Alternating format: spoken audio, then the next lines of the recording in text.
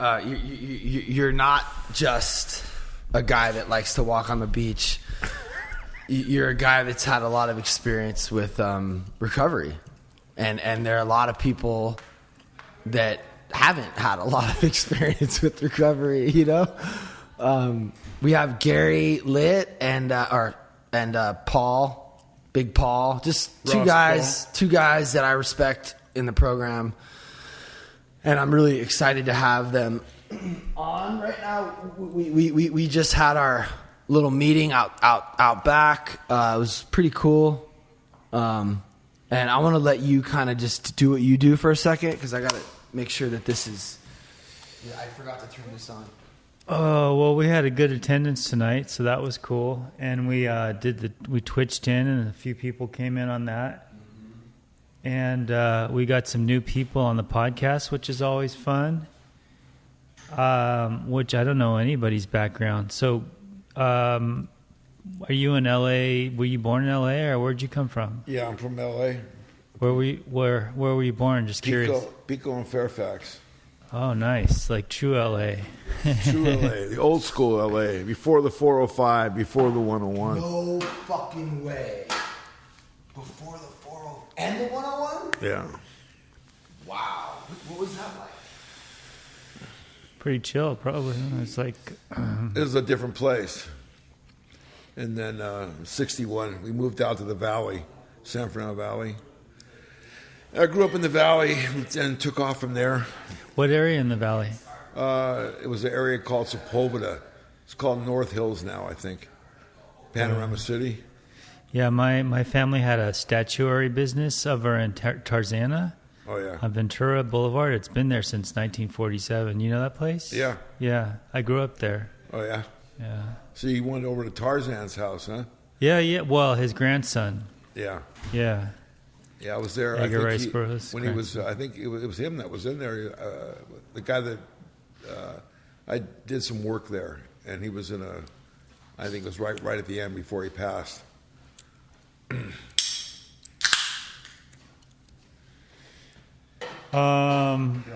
then we got Paul. Where are you from, Paul? Are you from here? Pacoima, Sylmar. Born there? The hood, yeah. Nice. That's unusual to have, like, I'm from L.A., you're from L.A., we're all from here. That's unusual. Usually everybody's from somewhere else. Yeah. Locals. Well, that's only if you're in rehab. Then you come rehab, you come to L.A. and you never leave. Right. Or if you're an actor, right? So, before the meeting, me and Gary were talking about something I'm personally fascinated with, which is kind of like this, just the rock scene later, bro, in the 70s. I don't know. I feel like,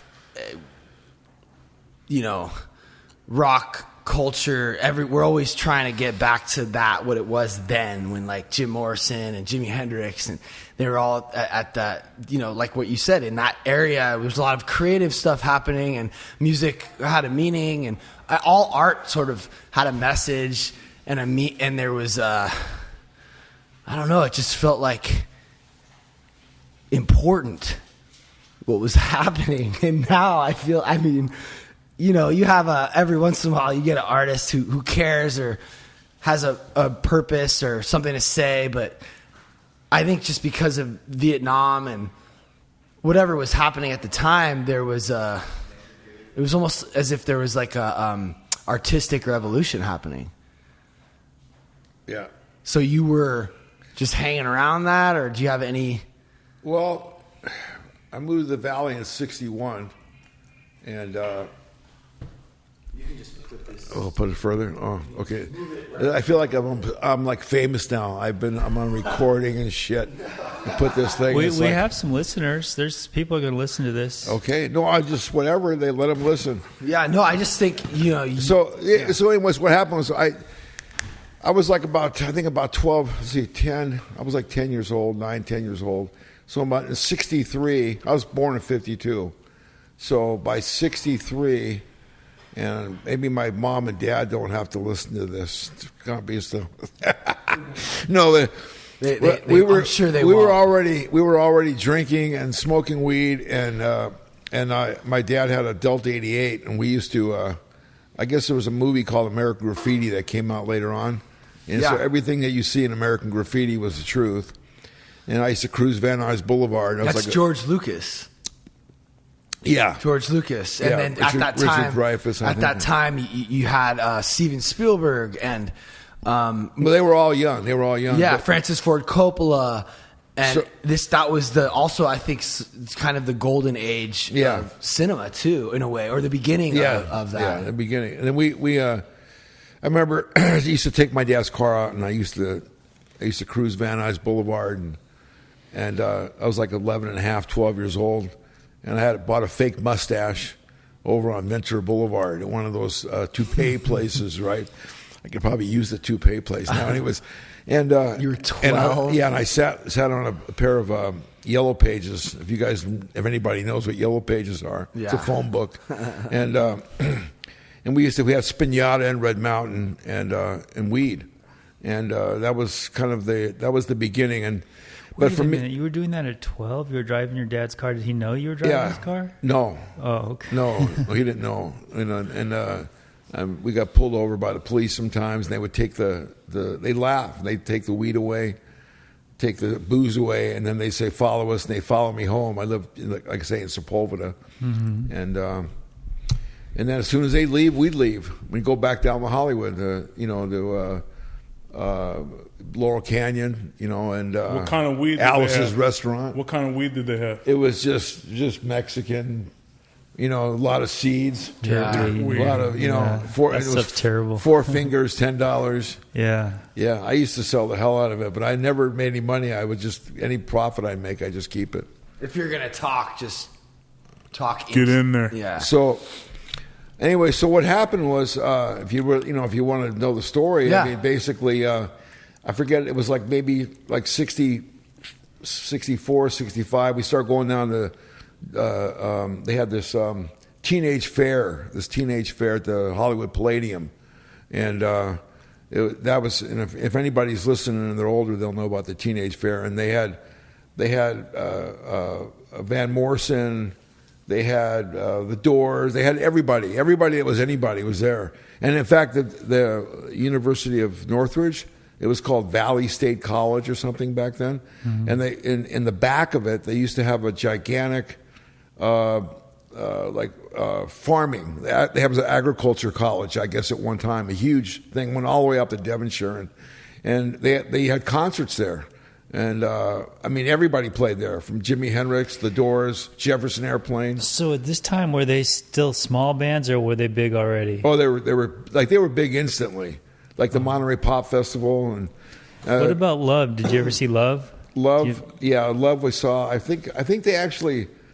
Love may have even come to my school. I'm not really sure. When you hit that, try to hit it like away from the mic.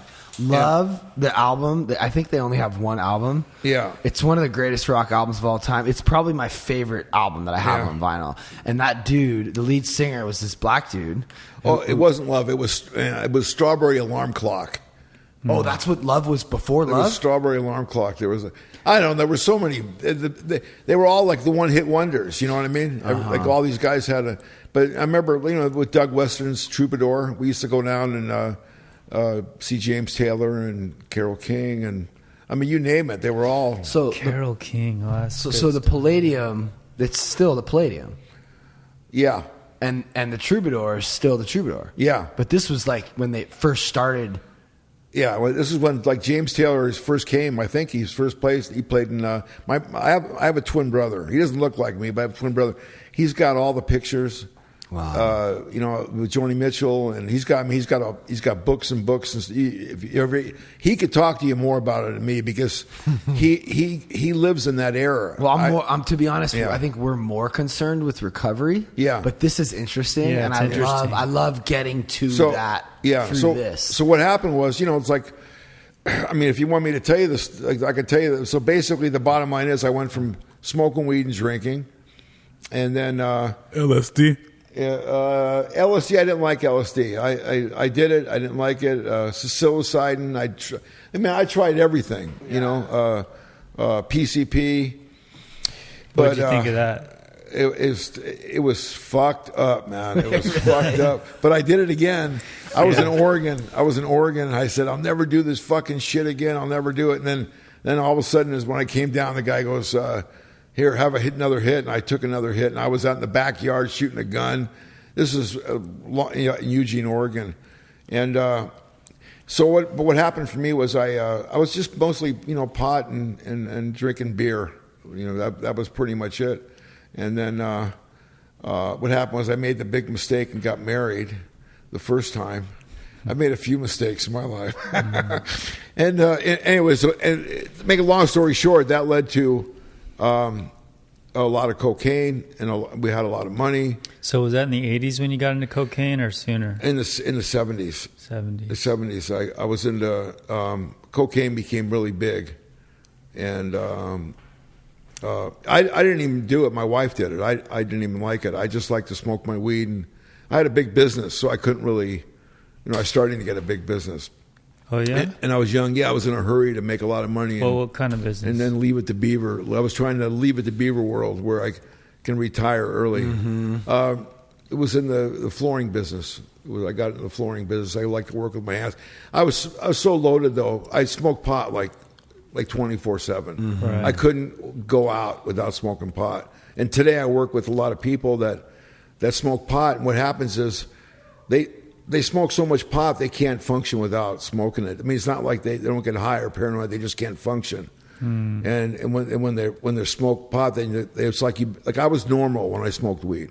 Yeah, me I became normal. I smoked all day. Yeah, morning to night. And then at about 24 years old, what happened was I got married when I was like 18, I think 18, 19. I moved to Santa Cruz, California, and I had really long hair, so I had to put my hair up in a hat. They didn't like long hair people. Shout out, good riddance. And I had to wear a wig, to work and stuff. And then I moved out to a farm. So it was like pretty much the 50s. Most of the people were still in the 50s, but then 50s was like, if you go in the 50s and 50s music, it was like a lot of bands playing in clubs, like, one-hit wonder type guys. Yeah, but what I mean is like you had to hide the long hair and stuff because people still thought they were in the 50s. In the 60s, you had to. You mean in the 70s too? You had to hide your hair and stuff too to get. In the 70s, if you went up to if you were in San Luis Obispo or you're in Big Sur. Oh, up there it was more rural. Up north. Yeah, more up north. They would hassle you if you had long hair. Huh. And crazy. Yeah, so tattoos were just completely out of line. Yeah, you weren't allowed to tattoo. I mean, if you had a tattoo on your face somewhere, you would just... It'd lock you up. I mean, what would happen? I don't know. I didn't have tattoos on my face. It's just so crazy, to think how much we've evolved. I mean, what's the thing now that you can't have or do? You can pretty much do whatever you want now. So I think that's a good thing. When you got to Santa, but hold on. I think that's a good thing. I think that humans are evolving.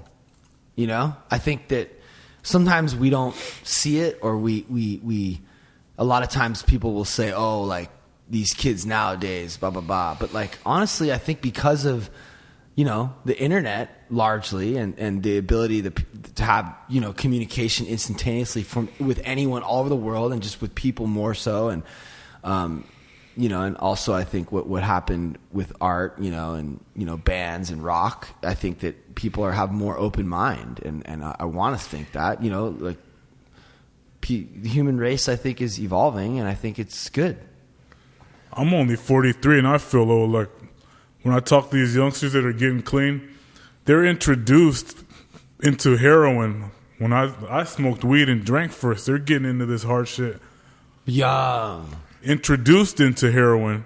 Young. Yeah. Oh, that's for sure. Which honestly is also, I think, another thing I'm grateful for, being able to hit a bottom quick and go as hard as I went. Because why are we going to prolong it? Well, the sooner you hit a bottom, the better. Yeah, but so back then, when you did cocaine, it was really kind of pure. And then when I was 25, I was introduced to heroin. I was on the way to the Laker game, and we had this little thing. push a button and it gets a hit and you snort it. Right? Really? Heroin. Yeah. So, anyways, China White, and then this guy gave it to me. And I've seen that in a movie before. And he goes, he It's says, a little bullet. Yeah. He says to me, he goes, here, have a hit of this, and I had a hit of it, and that was it. And I said, what was that? And he goes, it was heroin. I go, you fucking asshole! I can't believe you gave me that. But you know what? The next day I went and bought like. I don't want to say it. A lot. You loved it. Yeah, and then it made you feel great. Yeah, because I found what I liked. Yeah, You know, I'm a hope to die. Anything goes in the needle. Dope fiend, alcoholic. From that point, once I started using the needle, wow, it was over with. And that wasn't even the needle. That was just a just a tutor. But what about heroin did you like so much? You on that niacin? Yeah, I think I've. Some. Okay. Where is it?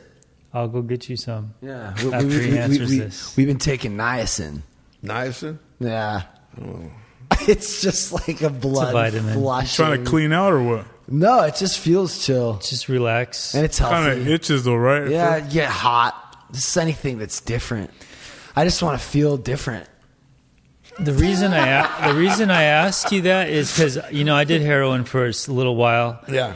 And I still wanted to be stoned and smoke weed. I preferred that. I didn't like it that Maybe much. you didn't do the right kind or the right dose. I stopped smoking weed. I was 23 or something. I remember I took a hit and I got so paranoid and at that time Crosby, Stills and Nash had a song out. Talking about paranoia. Oh, which Crosby, Stills and Nash? Into your life, it'll creep. Stop when you're always afraid. Step out of line, the man comes and takes you away. And I just, the songs had a lot of meaning, and depth back then. That's what I'm saying, bro. Crosby, Stills and Nash. That song was about using heroin. Yeah. People don't understand, like. And Stephen Stills, he had a garden, he talks about his garden in England when he moved to England, it was just a different time. It's still, in fact, those guys when they play, David Crosby wasn't all strung out then. Can you grab my red phone when you come back on the charger? But I think once I like heroin because you could sit there and nod out and yet. You could hear everything that was going on. You're totally coherent. Yeah, but you're totally coherent, but you're just relaxed. But then again, you have to quit using the heroin, and then you fucking stink, and you smell, and it's beyond jonesing.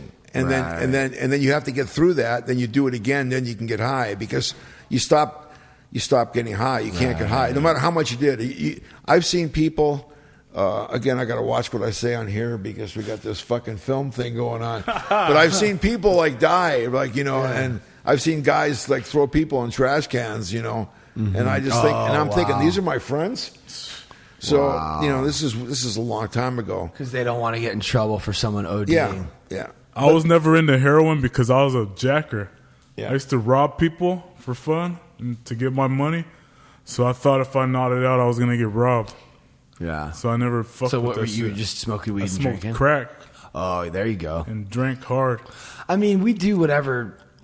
I feel like we just get into whatever starts working. It doesn't matter. It could be food. Yeah. It could be sex. Yeah. That was doesn't my matter. first drug. Food, yeah. Sugar. Like I would have done speed if I could. Yeah. My stomach didn't mix well. I just ended up taking Oxy and Norco, which is like heroin. Yeah. And I love the down. They had a thing called Doors and Fours. Dordin and codeine. Dude, that's like one of my favorite No Effects songs. Yeah. And I had to Google what it was called. Because this punk, that's really cool. That's a rad reference. Doors and fours. Yeah, I'm like, what are they talking about? And it was pills and mixed with heroin. Or what was it? Oh, it was a pill you could get from the store. Yeah. No, Dordin. I'm not sure what it had. Yeah. But you had to take the codeine to make it the heroin effect. That's rad. My family, they were all drug addicts, and they call it loads. Yeah, loads. And they would just... my uncle, I was like maybe 12, 13. He was on loads, and I was walking home, or walking to his house. He said, get in the car. He was going to give me a ride. He's like, get in the car. And I was like, no, I'm not getting in that fucking car. Finally, he convinced me to get in the car. Couldn't even get the stick shift thinger, and he scraped all the cars all the way up the road. Wow. On a sick one. Doors and fours. Doors and fours. But the best one was the Quaaludes. You know, that was like that was a good high. All So- that stuff was before my time. And they stopped making them? Is there nothing like comparable to that? No, I don't think so. Wow. So I wasn't really a drinker. I mean, my dad had a liquor store, but I wasn't really a drinker. Yeah, me you know, neither. I used to drink those cocktails for two. They used to, you don't even know about it. They had these things that they would call it in a can called cocktail. And I lived in Chatsworth at the time, and I lived 1 mile from the liquor store. Right. So I used to buy like 7, 8, 9, and I'd see like in that 1 mile how many I could drink. I love alcohol, man. 40 ounces and 151 all day long. See, I talk about this shit, and it's just like, to me, it's a fucking, that's what we're talking about. It's like it's a joke, man. It's a fucking joke that I did all that shit to myself. Like at the end of my drinking, kind of right at the end, I was drinking and I took some Valium, and I went into a blackout, and I woke up on Van Nuys Boulevard in a donut shop, and I came to, and I didn't know what the fuck where I was, and I was buying a dozen donuts, and the next thing I know, I blacked out again, and I woke up and I was on Barrington and Sunset in West LA. I had no clothes on, and I was standing in the middle of the street, and I was convinced that completely naked. Yeah, I was convinced that my ex-wife had like sent these guys. I was insane. Yeah, well, that's what benzos and alcohol. Yeah. When you mix benzos and alcohol, I used to call that the ultimate cocktail, where I just become Superman. Yeah. And it's not like you're blacked out, like you're fully lucid. You don't remember anything, but you're just like, you almost have this superhuman strength to I would pick up on chicks, and I was insane. I was like, yeah, psycho. Are you out of here? Yeah, no. Later, Salty. And then I woke up, and I went blacked out again, and I woke up and I was driving on Shoup Avenue on the Ventura Freeway. They got there's a fence there now, a brick wall. But they didn't used to have that brick wall. And I woke up going like 80 miles an hour. I ran right into that pole that holds the sign up on Shoup. And I totaled my car, left it there, and I had a big bag of Coke on the seat, and the Coke just flipped onto the floor. And it opened up, and I go, oh, fuck. And there was a lot of Coke. Anyway, so I went in the back and got a knife, and I cut the carpet, and I flipped the bag back over. And I put that bag in my chest. I was all bloody, and I walked over to my parents' house. I mean, I can go tell you stories that'll blow your mind, but I'm just lucky to be alive, you know. And that's what I usually, when I do talk in Alcoholics Anonymous, I don't talk about this stuff at all because it has no meaning to me anymore. You put the mess in the message when you do that. Yeah, you just, it's just, no one cares, really. It's like people need to hear about recovery. So, all this other stuff is just like it's almost like a war story. Right, yeah. I mean, it's fun sometimes to talk about it. So I want to know about, you saw Led Zeppelin? Yeah, a few times, a lot of times, I think, if I can remember. Was that like what was that like? Unbelievable. Really? Yeah, unbelievable. Yeah. I still like the guy, the lead singer. What's his name? Who are we talking about? Led Zeppelin. Oh my God. What's his? Robert Plant. Robert Plant. He still comes out with good albums every now and then. Yeah, more on the countryside. Well, yeah. I like some of his latest stuff. Yeah, I mean, them together is just, you can't even. It's funny how, like, when you put it together, it's Zeppelin, but then none of them could even come close without all the parts. Yeah, I think the same goes for the Beatles, Pink Floyd, Stone. I mean, I love Roger Waters and David Gilmour from Pink Floyd, but I mean, different energy, man. It's just not the same. It's kind of interesting. It's really kind of cool. So out of those shows, well, actually, the Beatles are kind of the only exception to the rule, I think, because John Lennon's solo stuff and Paul McCartney's solo stuff, I mean, Imagine is just John Lennon. It's one of the greatest songs ever written. Yeah. I mean, the Beatles, they're such a phenomenal. I'll listen to Abbey Road or whatever on vinyl, and I think a lot of people forget that, like, it's not just the big songs, it's every single fucking song on the record. And you're like, whoa, that's like dark and like cool and dope. And I never even knew that was them. They have a lot of songs, you know. Recording process back then was way different too. Yeah, like listening to albums. Yeah. That's what I get. I don't How want to get that sound, how that still rocks today too. Yeah, like back I don't then. want to listen to the greatest hits. I don't have any greatest hits out. If I want to hear an album, I'll buy like the album from this website called Discogs. They sell like vinyl, and you can buy like original pressings, and I get really into that stuff. But what you were asking about Zeppelin? Yeah, and so out of all those shows you saw, what's the most memorable one? Like, what's the most memorable band that really just put you in that, I don't know, that zone, you know? It was probably, I saw B.B. King, Albert King, and Freddie King. Whoa. All three of them in San Bernardino. So BB King, Those are all related? I only know BB. they're brothers? Oh, my God. You don't know blues, baby. No, I So, don't. but BB King sort of, was he one of the first guitar, like electric guitar guys? Okay, or so what? I listened to everything, but for me, so I was more, I grew up in a time in the Valley where there was like a lot of dirt roads, and there was a place called the Palomino Club. Oh my God, I know it. It's still around right now. Yeah, and no, I think I played there. No, it's not. It's gone now. Oh. It's been gone out in North Hollywood. Okay. Anyway, so anybody that was anybody that was anybody played there, and my favorite band was the Flying Burrito Brothers. And the Flying Burrito Brothers. yeah, Graham Parsons. Yeah. And, Wait. But Alan Parsons Project. No.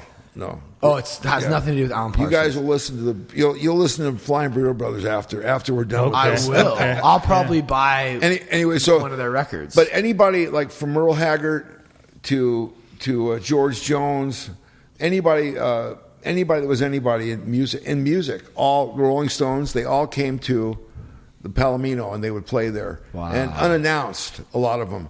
And we were just Fuck, kids. dude. We were kids, so we used to hang out outside, in the back, because you could hear the music right, out the back door.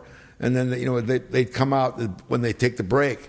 They come outside and they have a drink, because everybody drank and smoked cigarettes. Everybody. Yeah. Probably killed them all too. But Graham died of a heroin overdose, and from the Flying Burrito Brothers. yeah, he died. He was with Emmylou Harris, and they just, that music. I fell in love with country. Yeah. So- that's I think one of my favorite genres. So- I came to it later in life, but I'm now realizing that. Yeah. So not like country like you think, like roots country, like folk. It's country. like country music's all fucked up. I think it's just different. It's not fucked up. It's just different. The country music I know with the pedal steel and all that stuff. And Yeah. there's a lot of new guys that are really good. They write some great music a lot. and stuff. A lot. Have you heard of Sam Outlaw? He's a softer, more singer-songwriter. Yeah. There's a lot of great country. Yeah. I hate even calling it country because, you have your like pop country, which Yeah. is just not what I'm interested in. Yeah. But when you have the story, and even in pop country, the stories and the lyrics. But if you listen, when it's all said and done, get some Freddie King, okay, and get some Albert King. Forget about BB. BB was too just, BB was like. For me, BB was BB. But for me, if you want to really get into some blues music, get into Freddie King and Albert King. Okay. And there's a lot more guys I can tell you about too, Magic Sam and all kinds. But I kind of like. This old town There you go.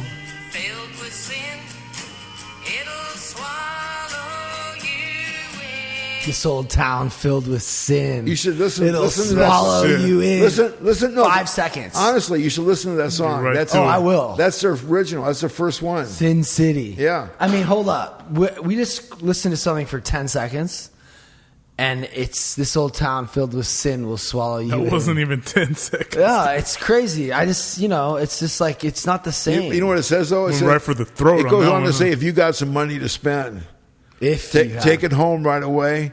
You got 3 years to pay, but Satan is waiting at your door.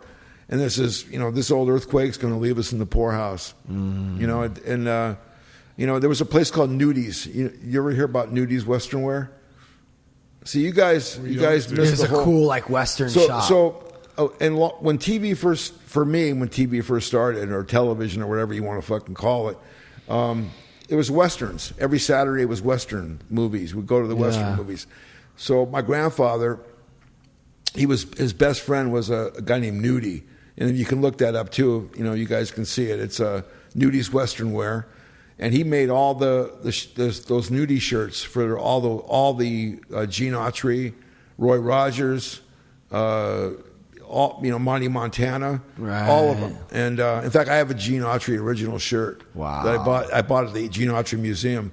Anyways, so that's kind of where I just got into the country thing. That's what I fell in love with. But so what about Chris Christopherson? Oh yeah, he's incredible. That's like my favorite. I think that might be my favorite. People don't know that he's written like half the songs that are out there. Janis Joplin. Yeah. Well, Bobby McGee, which is there's a line in that song that I reference at meetings when I share all the time. Freedom's just another word for nothing left to lose. Yeah. So learning to lose, I use that like. When we have stuff, we're just so afraid to lose it all the time. Yeah. No matter what. My wife, my house, this podcast, my listeners, it's always whatever, to each their own. But like, you'll grow out of that. Once you lose it all, you'll grow out of it. No, I know, but like I lost some serious shit. That my friend Dane and the music career I had. I was signed to Universal. We toured everywhere. We put out 3 or 4 albums. Success in sobriety. Yeah. And then you got 15-year-olds making music on their laptops that was incredible, and we couldn't compete. It was crazy. Yeah. The electronic dance movement started to become something that was. It just everything started changing, and we became sort of a little bit irrelevant. Politics, all that stuff, and it was devastating when I lost it. But because you lose, I was the most free once it was gone. I was like, wow. Once you lose something, and you lose the fear of losing something, you lose the fear of losing. It's freedom. But you learn to lose. Yeah, but it comes back. Well, you think because you see what happens. Freedom. Yeah. Yeah. Let's not. We can't compete with Paul's voice. When Paul comes in. I was just making that statement though. You have a strong. When you're doing something and you lose it, like you lost your sense of purpose, or so you think. Yes. But that's because there's another plan for you to do something else. 100%. You see, either God wants it to be, or God doesn't want it to be. Yeah. Period. Yeah. So if God wants you to be with your wife, it'll be. If God doesn't want you, there's nothing you can do that can keep it together. And that's with everything that we do. It's whether it's the job, whether it's the girl, whether it's the car. I've gotten to the point in my life I really don't. I have material shit doesn't mean nothing. I mean, I could walk away. I'm thinking about moving now, and I got a whole apartment full of shit, and I just got to either give it to my kids if they want it, or just get rid of it. Yeah. It's just stuff. Yeah.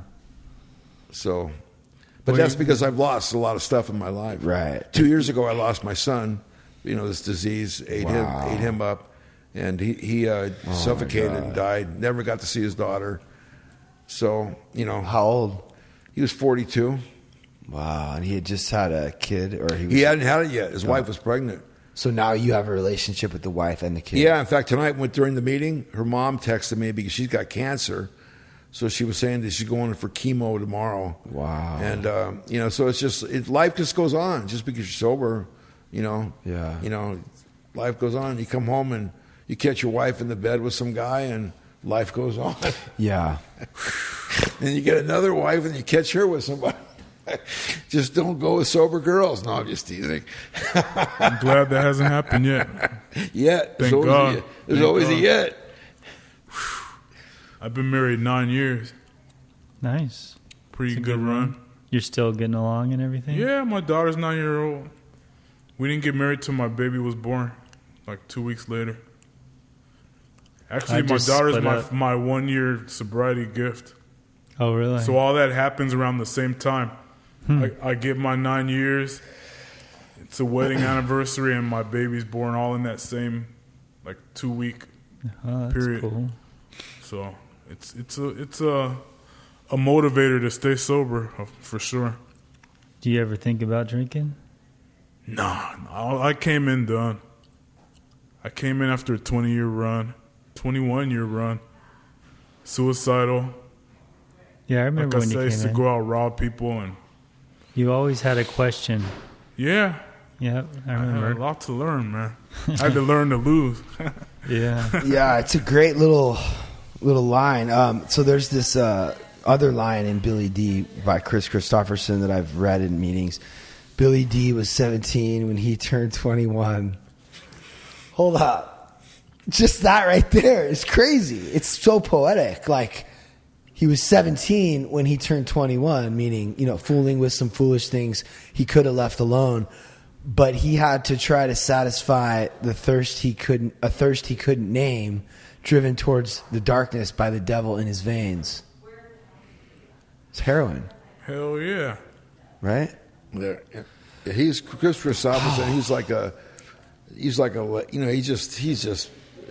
even from this planet. It's crazy. Yeah, a lot of the old guys were like that. But you don't really get that level of depth in lyrics with really any other genre besides, I don't even want to call it country. I feel like folk, like singer-songwriter / folk / country is kind of the thing. Danielle and Hillary are exiting the building. That's right, we're exiting. Bye, guys. Thank you so much for setting this up. This guy's amazing. You owe me $50. Easy. That's easy. I got you. Big smiles. I don't know what happened out there, but I think it must have been good. Yeah, you got it. You Dude, we're talking about Jesus. Yeah, what Lord you should call her. I'm going where I was from. Oh, I love it. Yeah. See, that's what I want to do here. I want to have a place where people can Yeah. meet other people. And All right, Captain. See you I mean, later. See you later. Love you guys. Bye. Love you. the Bye. Zoom meetings, you don't get the same. I mean, people kind of hang out after in the room on the laptop. She gave me your number, but like, There's nothing like personal interaction. I mean, look, we got to fellowship. The two new guys were out there I talking. haven't seen you two in person in years. I've been seeing you on Instagram, but Yeah, it's really cool, man. yeah, man. And then they get to fellowship, and It's a trip, man. Yeah. When I used to see you guys every Monday night. Yeah. I used to look forward to those Monday nights. Yeah, man. But then, I just, Astrid just, she pushed out Randy, and that was fucked up. I'm just gonna keep it real. Like, Randy was like one of the main. I loved coming to that meeting, kind of because of Randy. Really, well, I mean, he was one of the people that changed my life. After having 5 years of sobriety, losing the music thing, and my friend Dane who died, and I was like, fuck, dude, like, what am I doing? You know what I mean? Like, fuck all this shit. Found Primetime. That's what helped me say fuck all this shit. I don't care. But it was Randy talking about tying his shoelaces with self, or tie your shoelaces with God. And if you tie your shoelaces with self, you know, the shoes are old, the carpet's fucking dirty, the kids aren't acting right. I'm going to just go hang myself in the closet. Did he sponsor you? No, but I remember hearing that in the car driving, and I just remember like laughing out loud by myself. He has his sponsees just write God, God, God, God, God, God. Really? Sometimes I'd walk by his table in the meeting because he was at the table to the side, and he'd be writing God, God, God, God, God, God. So Randy's coming here on Wednesday and doing our podcast. Nice. So anyone listening, really excited to do that. But I also was really excited to talk to you. I'd love to be able to, at some point, get to some recovery. I love that you said put the mess in message. You know that one? I've never heard that. You never heard that? But I know that, look, talking about like your stories of using and drinking, your war stories, what we like to call them, that's what we also call a drunkalogue. Yeah. In we the don't program. Do that. We don't do and that. in prime time, we don't do that. And I also don't think I think sometimes it serves a message for some newcomers. Oh, I get it. Like, oh, ha, ha, ha. Oh, he's crazy just like me. But like, I always think it's important to get to the recovery part. Yeah, that can get a person to start glamorizing when they hear that. I mean, even just listening to you talking about, like, this is how sick I am. He's talking about waking up naked. I'm like, I want to do that. Ha! Like, what? Because I just know how when you were blacked out in that moment, you didn't have a care in the world. I mean, you had the opposite of that. You were just like on one, you know, and that there's something about that that's appealing to me. You know what I mean? Straight out of control. But so getting sober, how was that? Did you lose? Yeah, you. What was your bottom? What was your bottom? Yeah, My bottom. you must have lost some shit. Oh yeah, I was young, and it's a whole story about my ex-wife, and I moved out, and I moved back in. And I hated her for what she was playing around and stuff. But I was there because I had kids. So I just started using again. I couldn't. Oh, you had already tried to stay sober. Yeah, well, I've been in a mental hospital. They didn't have. Well, rehabs are mental hospitals. Right. They're fucking mental, but they think I'm in rehab. Like you're on a fucking boat on a cruise going to fucking Catalina. You're insane. The fuck's wrong with you, man? You're insane. But they used to put a little white tag on you. So in '81, I accidentally killed myself, and I ended up there's on Roscoe and I don't know what the hell street it is down there. Satakoy or something. There was a hospital there, and it's gone now. I think there's a Lowe's store. That was a big hospital. I ended up there, and I left the hospital, and I swore off everything but cocaine, and I wasn't going to do heroin anymore. I wasn't going to drink anymore, and anyways, make a long story short, I ended up in my parents' house. Because they had gone away, and I was getting I had a lot of cocaine, and I was fixing it, and I called I think it was my ex-wife. I called her and I said, you got to take me back to the mental hospital. And we weren't, we were still married, but I wasn't really living there. So she ended up taking me.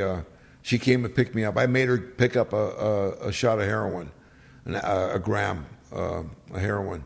And then she came over and I fixed, and then I went to the hospital. But she dropped me off, and I've been sober since. But what happened? My bottom was, I was like completely out of my fucking mind, and I went into this mental hospital, and they put you. Back then, they would just lock you in a room because they didn't know what to do with you. There was no program. They didn't have like an AA program. Draw you right out, huh? Yeah, they just fucking they go. You're going to sit here and fucking. And I was on methadone. A lot of methadone. I used to get methadone, and I did everything. It was I just wanted to die.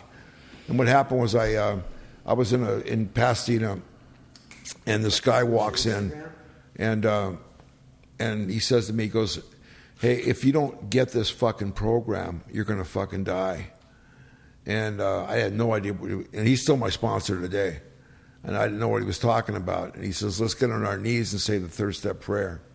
Now, I had lost. Was that your first meeting, or no? That was my third trip to the mental hospital. My story is Bill's story. You can read my story if you read Bill's story. Bill Wilson. Yeah, I mean, it says on my third trip to the mental hospital. Right. And so I mean, hold on, let's see. So. This is They would put people in hospitals, like Towns Hospital. Yeah, because they just were still figuring out what this thing was, this disease. They would put them in mental institutions, yeah. And I still feel like we're still learning a lot. And I worked in recovery at these cushy rehabs, man. Let's see. I'm trying to figure out. I think they get it too good, man. Yeah, for sure. My sponsee is at Liberty House right now, which is where I went. Liberty House in Kentucky, and that's you're up at 8, you got to make your bed, you have chores, they're grouping you every day, you do attitude checks at dinner, positive, negative, you're getting pulled up, writing words. It's fucking gnarly. I saw a lot of people go out, but at the same time, if you're done... You can get. I didn't go to rehab. I got sober at home. Yeah, I was just done. Yeah. See, it says on 13. It's a big enough bottom. At the hospital, I was separated from alcohol. Which was for me, it was drugs. But it's anything that affects you from the neck up. at the hospital, I was separated from the treatment seemed wise, for I showed signs of delirium tantrums. There, I humbly offered myself to God, which is what my sponsor did. He says, let's get on our knees and say the third step prayer, as I understood him to do with me as he would. I placed myself unreservedly under his care and direction. I admitted for the first time that of myself I was nothing, that without him I was lost. I ruthlessly faced my sins and became willing to have this newfound friend take them away root and branch. I have not had a drink since. He did all the steps except for step 9 and 12. Yeah, so pretty much in that. So what happened for me was, I was very successful. I had a lot of money. I had a bunch of houses. I had cars, boats, motorhomes, all the shit that you thought you're supposed to have. Mm-hmm. And I'd gone through everything. And if I didn't go through it, my wife went through it. And was she also an addict? She was. I found later on she was on Valiums and Coke, but I didn't know at the time. I was a workaholic. I was a complete workaholic. But you were loaded while you were working. I was loaded, yeah, up until the end. But I was mostly I do Coke in the morning to get up, and I had a big company, and then at night I'd do the heroin, and then once I got strung out on heroin, it's hard. When you're strung out on heroin, it works for a while, but after that you're just shooting dope to just to get right. They call it, just get right. Did you lose your business? You're not getting high. Yeah, I walked away from all of it. I just walked. You didn't sell it or anything? You just walked away? No, I just walked away from everything. I walked away from my whole life. When I got sober, I moved to Santa Monica, Venice area, and never came back. I never came back over the hill. With no money or nothing? I ended up living at a friend's house, and then I went and stayed with this my secretary, and then I was there for about a month, and then I had to go back to work. I had 3 kids. I wasn't like fortunate like everybody gets to go to meetings and talk shit and smoke cigarettes. I had to actually go to work too. So I ended up living with my best friend. It was this girl who became my wife of 20 years, and we ended it. I lived out here in Agora. I lived in Santa Monica. Then in 1994, moved out here. But what happened was after I just started going to meetings. I was going to Skid Row, making peanut butter and jelly sandwiches. Wait. So what did you do? Just after you walked away from your business, which was producing revenue, good revenue. I couldn't work anymore. I couldn't work. And then you dried out for a few months, and then you went to some other job.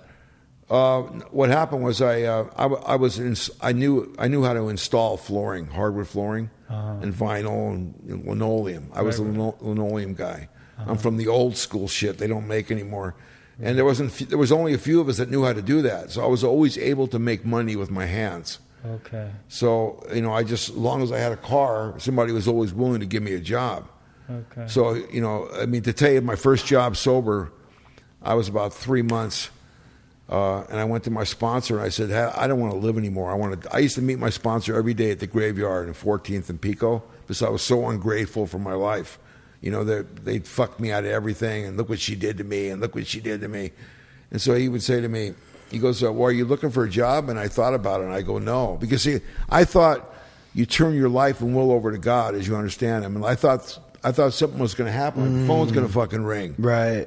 I turned my life and will over to God. So that means I don't have to do anything. But it's a program of action. Yeah. It's not a program of thinking. And so he says, I'm not going to talk to you. I don't want to talk to you until you come back to me with 3 places where you went to look for a job. And I walked into the first place, and they gave me a job over at Boeing. Started working at Boeing. And I was out of my I fucking cut my finger off. Wow. Because I was thinking. Then I started realizing how fucked I was, not from drinking and using, but my thinking. I became sicker sober than I ever was getting loaded. Yeah. And what happened was I like you talked about in the meeting, I took over the whole business, the whole company. It. Yeah. Get the fuck out of my way. Fuck you. I'm the guy. Yeah. I know everything. I was telling them how to do, because they didn't know how to do anything, honestly. And I'd been doing it for so long that I knew what I was doing. I mean, that's one thing I knew how to do was like all kinds of. They came out with a new flooring. They had this new thing called computers. See, when I got sober, there was no cell phone. Yeah. You know, you had a beeper, right? Remember the fucking beeper thing? And that most of us couldn't even afford that. So you actually had to pick up the phone and call your sponsor.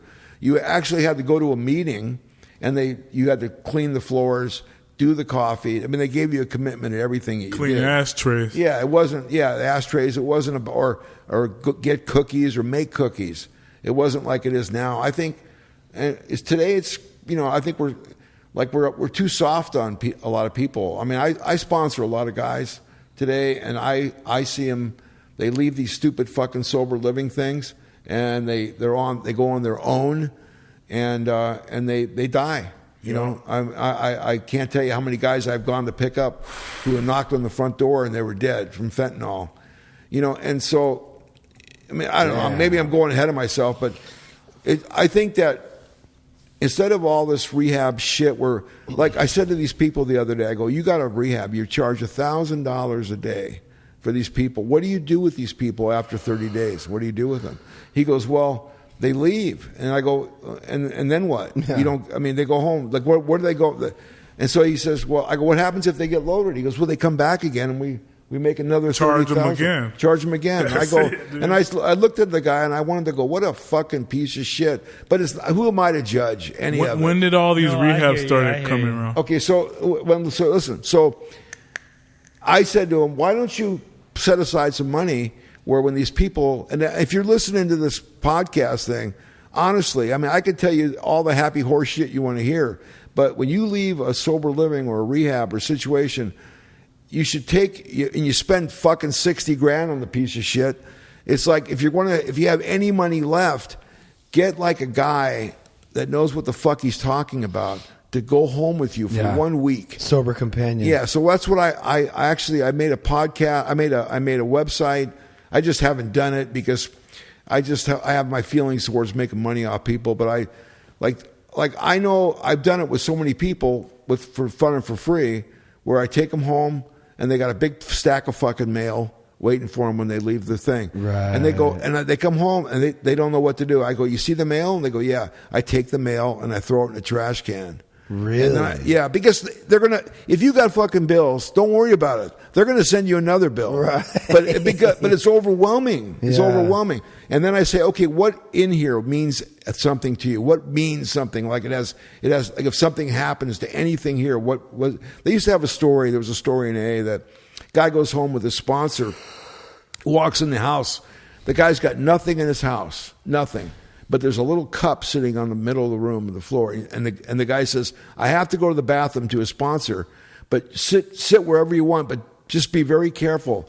Don't touch that cup because it means everything to me." So, and the sponsor goes, "Oh, okay." So the guy goes to the bathroom. As the sponsor picks the cup up, throws it against the wall, and breaks it into 1,000 pieces. So the guy says, "Why'd you do that? That cup meant everything." He says, "Now you got nothing to worry about. Get sober, motherfucker." Fuck, you know. yeah. I mean, that's the way it used to be. It used to be like that in Alcoholics Anonymous. Like people took no shit, but I just feel that you should. You should be able to, hire somebody. I mean, they got to get paid. It's their life. They do it for a living. Take them, go home with them. Like I could take somebody, and in 1 week, I can tell you, I know if they're going to stay sober, if they have the willingness to want to do the program. I can introduce them to all the people they need to know the rest of their life. Yeah. I can introduce them to the meetings. I can introduce them to a whole new way of life. But you have to be, are you ready? Like, are you ready to take certain steps? As some of these we balked. We thought we can easier find a softer way. Well, if you got an easier, softer way, then fucking go do it. But I just don't see it happening for a lot of people because a lot of the people that I see now, the parents are, "I'll love you to death. I'll love you to death. I'll love you to death." And they do. They fucking kill their kids. They're all like pussies. I've been telling my stepdad that about his kid. Yeah. I mean, it's just, I seen him die. Now, what happened was, in 1990, I'd say it was 1995, 96, they had these things called rehabs. They didn't have that shit before. And there was a place called, I don't want to mention names on here because I don't want to, but anyways, so and I was living out here. I started going to meetings in Malibu, and they didn't like us talking because I'm for fun and for free. I'm doing workshops on steps 1, 2, and 3, because I'm meeting Bob and I'm doing all this work, and the rehabs got pissed off. They were pissed off about it because I kept telling people, you don't need to go to are you sober right now? Do you need to drink right now? No. Well, then fuck the rehab. Come to a meeting, get a big book, because that's what ends up happening anyway. Buy a $60,000 big book. Yeah, and they don't tell you that. They don't like in other words, we're going to keep you there. I know I don't want to get it's just judging, but it's like No, I hear you. I worked in rehab, so I know. But I mean, I see people every day at meetings, and everybody's a therapist, and everybody's this, and everybody's that, and it's like, and I go like, you don't know anything. You don't know nothing about what the fuck you're talking about. How long you sober? A year. You're a counselor? You're what? You're a therapist? Okay, so, but then my head will say to me, I know so much more than that person, and they're making all this money, and I'm going home, and I have no job, and I can't even get a job. I had a career, a 20-year. My whole life was really in flooring, and it was ripped away by the Asian. I don't want to get into the whole Chinese thing, but anyway. But I go to these job interviews, and the guys go, you know more than I. Like the boss would come out, and he goes, you're just too overqualified. I can't hire you. What? So it's like, the thing is like, what do I really know? What do I know better than anything? I've watched hundreds of people right in front of me get sober. I've seen kids come back. Wives come back, wives go away. I've seen it all over. And that's what I've done. I mean, I am 37 years sober. So, when you do that, you live on the west side of LA, which is the sobriety capital of the world, in my mind. It is. You watch a lot of people go in and watch a lot of people go out. And you never judge or criticize anybody. Never fucking shoot the wounded. All you just say, when you're done, just come back. We're here waiting for you. My home group is the Venice Beach group, where every day is a fucking holiday. Just so you know, we meet on Saturday morning at the dog park in Venice when it's open. Right now it's closed because of the stupid fucking COVID. Is that the same one that used to be on the sand, or is that a different? No, that's a different meeting. What time? 7:30 to 9 Saturday morning. It's got a Zoom thing. That's a commitment, bro. 7:30 a.m. Saturday morning. Yeah, That's a commitment. I'd have to just not sleep. We and show up at 7:30. We've been there. We've been around for 35 years. So are you? But you guys aren't meeting. Are you meeting physically? We used to meet in the Santa Monica Mall when there was a Santa Monica Mall. Then they tore the Santa Monica Mall down, and we have a thing in our home group where we used to go like the promenade, the promenade that everybody goes down to. That was Skid Row. That was all Skid Row. So we used to go on the promenade, and we get all the homeless people, and we take them to the meeting in the mall, and we make them sit. And a lot of guys got sober. And so we used to say, we don't care who you are or how much. Really? So some of those people that were on Skid Row, you dragged them to the meeting and they got sober? Yeah. We used to say, we don't care who you are or how much time you have. You get 3 fucking minutes. You can say whatever you want to say for 3 minutes. And then they felt like they were part of the meeting. Yeah. I mean, I ended up, at my bottom, living in my car on Ocean Avenue. And I weighed about 150 pounds. I hadn't bathed in I don't know how long. And I had a pair of short shorts on. They had short pants that were really short back then. And back in the old Magic Johnson Laker days, right? And I'd be standing in the street screaming at the people on the street that I lived closer to the beach than they did. Because I lived in the park. Right. So, and I had an apartment 7 blocks away. I just could never make it home. Is this Santa Monica and Beverly Glen? No, where I was? Where you're talking about? No, Santa Monica, Ocean Avenue, like right on the cliff. On the cliff, where the pier is, and you walk the cliff. But what about this mall you're talking about? The mall's where the mall. They built the new mall. They tore the old one down. Okay. And they built an outdoor one. But there used to be a big full on mall there. The one right off the 10 there. So here's the thing, right? Let's just say I'm 22. I'm 21. and I don't want to be using anymore, but I can't. I don't know. What do you do? Okay, so I couldn't stay sober for a day. yeah, so you're 21, you're 22. I needed to go You need to be- somewhere yeah, okay. and live there. Yeah. And even when you go and you live somewhere, like I tried to leave. 5 days, I'm like, I'm fucking out, dude. Yeah. But my parents didn't let me come back home. Yeah. And then I stayed. And then the magic happened. I heard someone share. They had a Pink Floyd shirt on, us and them. I'm like, oh my God, a light went off because the option to come home was off the table now. So I sort of had surrendered a little bit. I said, all right, I'll stay.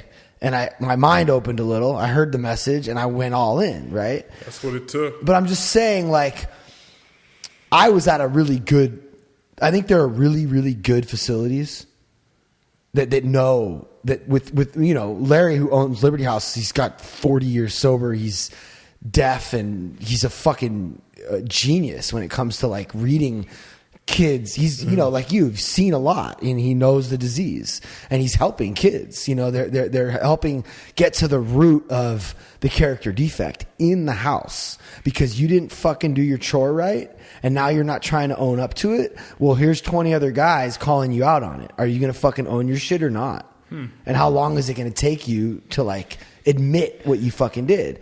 And that's the type of shit that doesn't happen at home when you're living with your parents. They don't know. They'll enable you. Yeah, your parents don't know shit. So I think rehabs and sober livings are awesome and important if, they're doing them right. You think you hit your bottom in rehab? Before rehab, yeah. And then I went. And then my parents were so fucked up that they wouldn't pay because they were going through a divorce. And my dad was like, I'm not paying unless the bitch pays half. And then they let me, and then nobody paid and they kicked me out. Damn. After years of like, what are we going to do? Our son's going to die. I'm finally in rehab and willing. And I finally had to get it yourself, huh? And then I had to leave because they wouldn't pay. But that's why like. But I stayed sober because I was scared. Something happened in that place in those 30 days I was there for. Yeah. Something happened where I heard the message and I got the fear. And I'm like, I want this. And I kept going back to meet them at the meetings on Santa Monica in the West Side. Yeah. Kelton, Log Cabin, these meetings. Yeah. I was going to those meetings. All I needed to do was get to the meeting every single day. That's the only thing I needed to do. Crazy how it works, man. But everyone's story is different. But the reason I bring this up is because we were just sort of talking about sober. Well, I don't think everyone's. I think we all went to meetings every day in the beginning, or just about as many as possible. Yeah. I'm actually looking for a home right now. About $2 million, $1.5 million. My stepmom's going to help us get this place, and me and Gus want to open a house where kids can come and get sober. You still got that house with the little bench on the side? Oh, right. No, that one. And I'm posting. He's talking about a house that I went and saw, sober living, that would have been perfect. But no, we're still looking, and we're trying to get the county to allow us to have more than 6 beds. And so I want to open a place where we can really, do some good like work, have man. people like Gary come and like meet the kids and run a meeting, and then like we have chores and they're accountable. Each person has their own chore. They have to get up at a certain time. We all have to go to a meeting every day, and you have to do attitude checks at dinner, which is you have to write a positive and a negative on each person in the house. Like, good job, right on, you got a sponsor, and then negative, this guy, you've been isolating, you haven't been helping anyone, you've been. And then that everyone helps everybody. Yeah, it's a really magical thing that can happen in rehab or in a sober living. Really, is what it is. Okay, so all that's great, right? Like, in my mind, all that's great. But when they leave, the thing is that I can. They call it program, right? I can go in. Yeah. I can go to jail, and like they used to say, I can stand on my head for 30 days, right? I mean, that's kind of like the thing. And so I know how to go. This is what you hear all the time. I know how to go to sober living or rehab, and I know how to do the deal for 30 days, 60 days, 9, whatever. I'm there. No. But here's the thing: is it's a year. Yeah, It's a year. Yeah. Minimum. yeah. But when I get out, But once you've done it for a year, you have a better chance than if you did it for 30 yeah, days. if you can keep them for a year. No, but that's the goal. You don't get to graduate unless you get graduate status, and it's a whole program designed to actually keep people sober. And you don't leave. You don't get to graduate unless your exit plan checks out. Yeah. Which is where are you living? What are you doing? Where are you working? Who are you living with? Does that all check out? All right, cool. Yeah, Exit plan approved. Hold on. Exit plan approved, but you still don't get to leave for a couple months because we're just going to let you stay here while you know you can leave. Okay, so my thing is a lot. my thing is these people come to me and they say that I got this, I got that. I go, okay. I said, so what happens if the guy doesn't have any money? Well, he's got to leave. Well, yeah, that's. Wait a minute. What do you mean? Why? So basically, hey, this is what my big complaint with rehab is like, oh yeah, we'll take you as long as you got insurance. You got insurance? No. What if I don't have insurance? Well, then die, motherfucker. Or it's 4,000, 3,000. But how else? So what we used to do it says in the doctor's opinion that before anybody can hear anything, they need about 30 days. Right? So what do? Back then, it's like, in other words, nothing's changed. The big book is the big book. It's still the same. Everything in the big book, it's 100% you believe it or you don't believe it. So there's a thing called Brotman Hospital, and there's other detoxes. So my thing is today, what I do with guys, I take them to detox, and I say you're going to detox for a week or two. It costs like $5,000 or something like that. And then when you come out, we're going to go to work. I'm going to introduce you, and so I put like this guy on him, then another guy on him for Tuesday, another guy on him for Wednesday, and so basically he knows that this is the shit that he does. And if he's willing to do this stuff, he can stay sober. And you know what? It didn't cost him nothing. Yeah. Nothing. Yeah, that's great. And you know what? He's back in society. Where is he living? He's living in his place normally. If he doesn't have a place to live, then he's got to figure that out. Yeah, most of these kids. But you know, you can live in a sober living for $400 or $500 a month. Well, that's what we're trying. You don't have to get a $30,000 rehab. Yeah. Like where I live, there's sober living houses all over. And all of a sudden you hear, oh yeah, that guy died in there, and that guy died over there, and that guy did. This guy left. It's like, and what they do is they shuffle them around the whole United States. Just once you get in the system, a guy that I sponsor, they told him he had to leave after 90 days. This place in Venice, and this guy that was that owns it didn't even know what he was doing, and he told him, if you get loaded, I'll call the IOP and get you another 30 days. Right? I'm sure you've heard about that. I don't know. Yeah. Because they can just bill them again. Well, a lot of them are scams. Well, like, okay, we know well, I don't somebody even- who's in one, and everybody's using it. But what's now. the point? I don't even want to talk about that. Yeah. He Obviously. wants to open a genuine one that helps people. Yeah. So he's trying to figure out how he and can do that. Well, I'm not figuring. All I need is a house. I already have. But here's the other thing about what I want to do, and I really need. But people this like, post sobriety living is important because once you get out, it's that's why I need people like Paul, and Gary, and Randy, and Hillary, and Gus, and all the people. We all need to Real inspirations to go in there. Well, not only that, but when they leave, they need to start becoming a part of the community. Networking, yeah. Regardless of whether they can go to the. Are you guys doing the meeting or is it all Zoom on the Saturday? Well, morning? what I did was, and people got mad at me, because Right. but I started a Monday night meeting at the park next door to me. I started a Wednesday night meeting at the park next to me, and then we go down south for a meeting outside. So it's like, I kind of, I'm still a very, I don't follow the rules. a rebel. Yeah. I'm an anarchist, as it Well, you know talks what? about. In the daytime, great. it's supposed to be pretty safe. The UV rays kill it almost instantly. Yeah. But I'm just asking, on Saturday mornings, is the Venice? No, that's Zoom because the people that are in there, we meet at the Venice Dog Park now. We used to be at the VRC. But you guys will meet again. Tore that once. down. Yeah. The VRC was bought by the weed place. But you guys will meet again once this is all over. Yeah. Yeah. I So mean, I would meet now in the park. Just meet outside. I mean, I don't understand. it's crazy. anything. Well, I mean, that's why. we're sitting here. Nobody's got a mask on. Yeah, you know what I mean? Well, And it's, yeah. That's a whole nother conversation. You know what I mean? I'm with you. Well, my thing is, honestly, if a mask works, if that'll save everybody, then why aren't we just back doing everything? Why is everything just do everything? Because it won't, apparently. I mean, it'll help. I don't know. It'll help. But Anyway, that's another subject. yeah, but so I'm just really excited because I have a lot of people are responding to what I'm talking about, you know? There's a place I just looked at in Paso Robles. It's like a $1.1 million, and it's exactly what you're looking for. Wow. I don't know if it's still on the market, but it's a 80-acre farm outside of town, and it's got the houses and it's got 3 gigantic barns that you Where? could turn into Paso Robles. Where's that? It's about 3 hours north from here. Yeah, it's got to be closer, or else I couldn't. But see that here is $5 million. Right. You'd have to go to Riverside.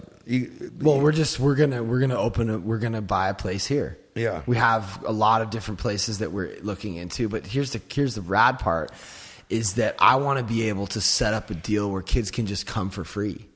Mm-hmm. All they need to do is let us film them. You can come But free. did you hear that though? Yeah, yeah. What are your thoughts on that? Not that it's going to change how I feel about it, but I want to make a whole show. Well, they just did a TV show. They had that stupid rehab. Okay, thing but on this TV. will be like real. Yeah. This will be like, this is what these kids, we're really getting these kids sober. I have 15 years and the other people that are working there with me are really sober and we're really doing this. And these kids are, they're able to come here and stay here for free because Netflix bought our show. Huh. And then what else? Anyone who wants to watch the show will get exposed to what it really looks like to get sober and stay sober and what it's all about. You see every emotion, you know? Because I'm like, at this point, I'm like, all right, dude. Rob Lowe was just on Joe Rogan, right? Biggest podcast in the world. Literally billions of listeners, right? He's in AA. He said it on the podcast. So is Mark Maron. It's not anonymous anymore. People know what AA is. They know that it works. And if it doesn't work, it's because you didn't fucking do it right. It's like working out. And Joe was like, I don't get this whole anonymity thing. Like, if you go to the gym and you sit there, you're not going to get in shape. It's the same thing with AA. Yeah. It's like, just because someone went out after having gone to AA doesn't mean that AA doesn't work. Works if you work it. So that's the whole thing. And I think that we need to stop. But look, I don't care I'm not like, I'm just doing I'm going to do whatever I think I need to do to help as many people as possible. If my primary purpose is to help another alcoholic stay sober, then this is how I know how to do it. Yeah. And I'm just going to do it. But there are traditions, you know. I mean, I know. You know, I mean, you can do whatever. Here's the thing: you can do whatever you want to do. Anybody can do whatever they want. Okay, so but you could do whatever you want to do. You realize that? No, I know, but I do want to respect the traditions. Okay, but here's the thing. So as long as I don't say AA or Alcoholics Anonymous, we're good? Yeah. Cool. That's easy.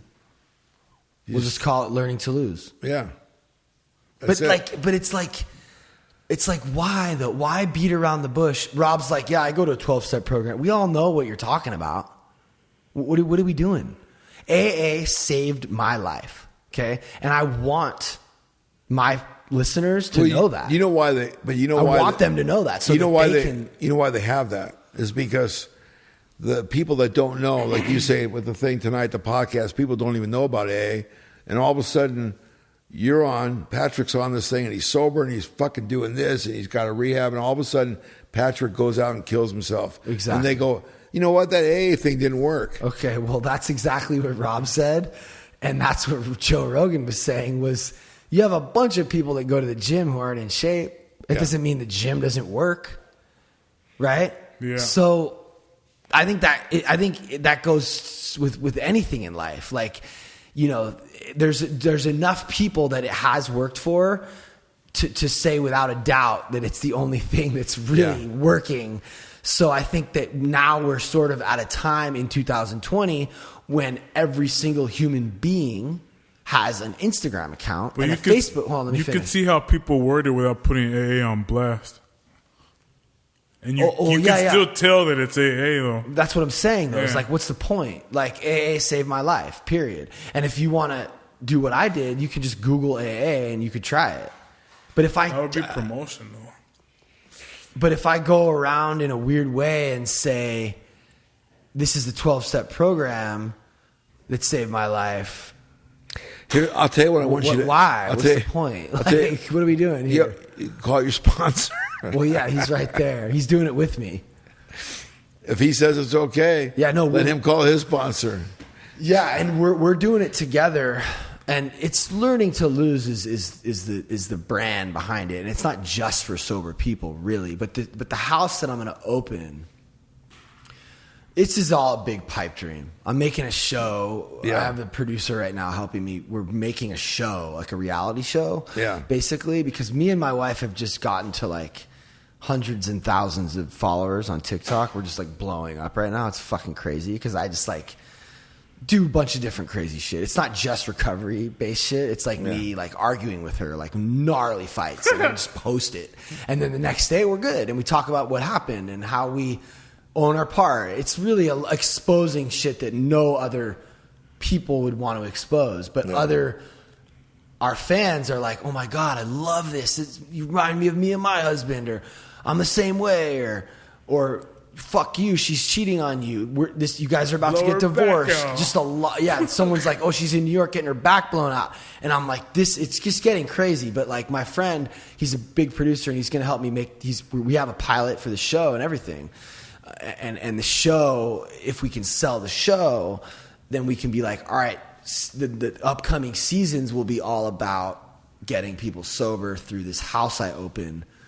We're going to pay for the people that can't afford to go.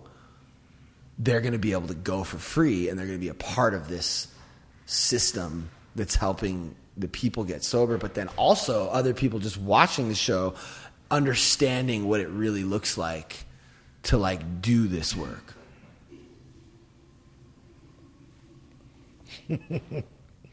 This is what I'm trying to do right now. You can do whatever you want. But I mean, so you're saying it's clean as long as we're not saying No, here's what I'm saying. AA. Honestly, you can do whatever you want to do. Of course, I know I can, but I don't wanna... it's like, here's the thing. There's a price that for every action, okay? And basically, even doing this right here, I could say with the camera that I'm sober today by the grace of God. I may fucking drink tomorrow. Right. So the thing is, you guys got to know that the program only works if you work it. And if you don't fucking work it, I promise you, you will go insane. You'll drink and die or end up in the mental hospital. The jails, institutions, and death. And that's what we need to keep talking about. And I think when these traditions were written, we didn't have the same ability to like talk about it. It says radio and press, right? Keep it out of that. Because radio and press back then, it was just, you got your 5 minutes and that's it. And then people listen to that 5 minutes and they make all these judgments. They kept it out because they were scared that somebody that had a name. These people, Right. like people follow you because of the name. I Yeah. mean, if people are into that, whatever, but if they look at it, that person as a hero, Right. And then he gets drunk or he kills somebody, or when we drink, we do stupid shit. He was sober in AA, but he beat his fucking wife, and then all of a sudden it's like people are going AA. So the thing is, there's a reason why God. I mean, it wasn't like this didn't come out of Bill's ass. I mean, it was all put in place in perfect order for him because it needed to be put there. Yeah. And it was introduced actually in 1950. It was introduced, but the stuff didn't come out till 52. It took 2 years because you know why it took 2 years? Because everybody was fighting about it. The first 100 would they were fighting. There was a big argument. But I'm just wondering why we can't tell other people about it. Well, then you know what you got to do. You got to. Here's a suggestion. Like maybe you can go to New York or write New York and ask them how they feel about it, and you put it up to there's a thing called a group conscience. Wow. And you put that out to like they have these what are the inner group? What are those people that go to the meetings for the? I've never done it because all they do is fight with each other. But Steering committees and all that. yeah, the committees, they come in and then they come back to the group and they say, we're changing this and we're AA's doing Steering that. committee, yeah. And it's all like from New York. So, but the thing is, me as an individual, I'm just a sober member of alcohol. I'm not Alcoholics Anonymous. That meeting that we just had, that's not Alcoholics Anonymous. That's just a meeting. Yeah. So like we can't, like if you're watching this podcast, like we can't fuck up AA. We can't do anything. We can fuck ourselves up. Yes. But we can't fuck up AA. So- It's going to survive whether Yeah. we fuck it up or not. So But the basically- reason it's going to survive is because of the traditions. That's because right. money will tear it apart. That's another reason they have the traditions. yeah. Money and property and prestige, people, places, and things. The big Yeah, six. but the money. But I understand, like, that's really great. I mean, honestly, for you to do that and put it on, you just have to leave AA off. Just call it what you want to call it, Right. And you don't just don't Yeah. say nothing in the beginning or in the end. Nothing about AA. Yeah. This is just people, because people fucking know about rehab. Yeah. They know about sober living. I mean, they take these kids up into Utah and drop them off on a helicopter with a fucking match and a bottle of water and say, you're going to fucking make it back to the camp, right? And that's getting sober. Like, what are they talking about? I don't know. Is that a show? No, Or? that's No. the thing they used to do to a lot of kids. It was big for a while, yeah. I got a guy that I sponsored. That's what they did. Yeah. And that nearly killed them. And then it was just, I don't know. They've tried everything. You know what gets people So sober? how do I say? What gets how do I- people sober is love. God is love. Well, And AA got me sober. yeah, but I'm saying God is love. AA is love. Right, but so here's how do I say this? AA saved my life. Yeah. How do I say that? Just say it. No, but Doesn't you mean you're can't say it, attached to it. Billy. Okay, you can't. You just said that's why the traditions were. You can made. say the 12. AA you can saved say my the- life. No, but you just said the traditions are going to save AA. You can say that 12. No, you can't profit off of AA. Well, yeah, So but if how you're the? Yeah, but okay. You can say AA saved your life. You're breaking your own anonymity. but I'm That's up to you. No, but I'm saying it on Netflix. Fine. I But don't see it a problem with said- that. Is there a okay, problem with that? It's in the traditions that you're not supposed to do that. I'm not sure. I have to look into that, man. No, it says we don't talk about this in radio, press, and films. It's just they need the I'm traditions. sure it's been done before. No, what do you mean? It's being done. It's being done every day, all over. It's, It's over. It's a TV wrap. The TV Yeah, it's commercials. out. The It's a TV wrap. commercials It's are a all wrap. 12 So step what I'm people. saying is let's modify these traditions or something because there's a lot of good people in AA that have a real message that are following the traditions and they're not talking about it while the other people who are fucking running a shit show It's a weird are time. spitting AA and they're doing these reality celebrity rehab and it's like that's not AA. But these motherfuckers don't give a shit, so they're just fucking doing whatever the fuck they want. You know why? Right, but what Yeah, I'm that's saying why you is, don't so get it. I'm seeing all this, right? And I'm like, you know what? Fuck all this shit. I'm really doing this shit, so I'm going to make my own fucking show about it. If everyone else is fucking doing it. Only way to find out is by doing it. So yeah, so that's what I'm trying to do. But I also want to respect the traditions and shit. But we're going to be talking about AA. We're going to be going to meetings. We're going to be reading the book, like on the show. Because I'm working with sponsees. I think here's the thing. I think you could do that. Right. But you can't say, you can't like have on the beginning of the show or the end of the show, we want to thank AA. Oh, right. Or we're AA. Because you could talk about, there's movies about people going to meetings. There's country songs written about going to AA. Yeah. So, I mean, it's that's just a part talk. But of, that's the individual. That's not the group as a whole. Yeah. So you're not thanking. No, the show's about me and helping other alcoholics in my life. AA is one of the tools I use when I'm working with newcomers and sponsees, and Yeah. it's also a tool that my sponsor. What do you and me mean a use. tool? It is the tool. Well, I mean, that's also, I don't want it to just be the only tool, because then now. Well, here's what you do. If you get in trouble, just blame everything on your sponsor. That's the best thing. And then it doesn't, nothing fucking matters, man. Really, he doesn't really. But there, I think, like you said. I don't really what? You're not like really tripping like some of these other people. You're like, you don't really care about anything but how are we going to save lives? How are we going to spread this message? What is the truth? You're not like getting caught up on, oh, you can't do that. You can't, like, if anything, other people are doing that to you because you're trying to like figure out ways to really help people. Yeah. Are there lawyers that deal with this type of shit? No, it's all fucking bullshit. That's why. No, you could. Okay, there's like my sponsor says, there's a price for every action. You're going to pay the price, whatever the action is. So do what the fuck you want to do. Yeah. So, like my thing is like people always got to tell me what to do. Even at my age, they're telling me what to do. And I just tell them, like the other day I walk out my apartment, the guy says, you don't have a mask on.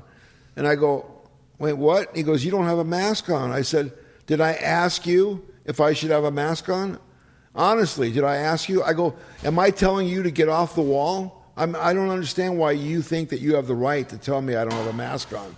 And that's how people are. It's like I don't want to tell people, I don't want to tell anybody what to do. I don't want to tell anybody, but I don't want anybody telling me either. Yeah, but there is a bit of, for me, there's a fear factor involved because I respect AA. I don't want to disrespect AA, and I don't want to be involved in tearing AA apart in some way that I don't see right now that I'll see when it's too late. And he is very much a part of this. Yeah. Like so that's why I'm still on the fence about it. It's me and Billy. He just has to have his picture on the podcast art, right? And the podcast is called Learning to Lose.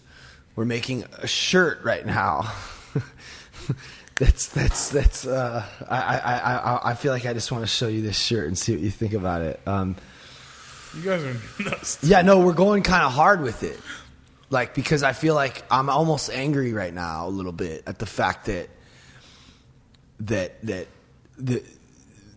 people's fear of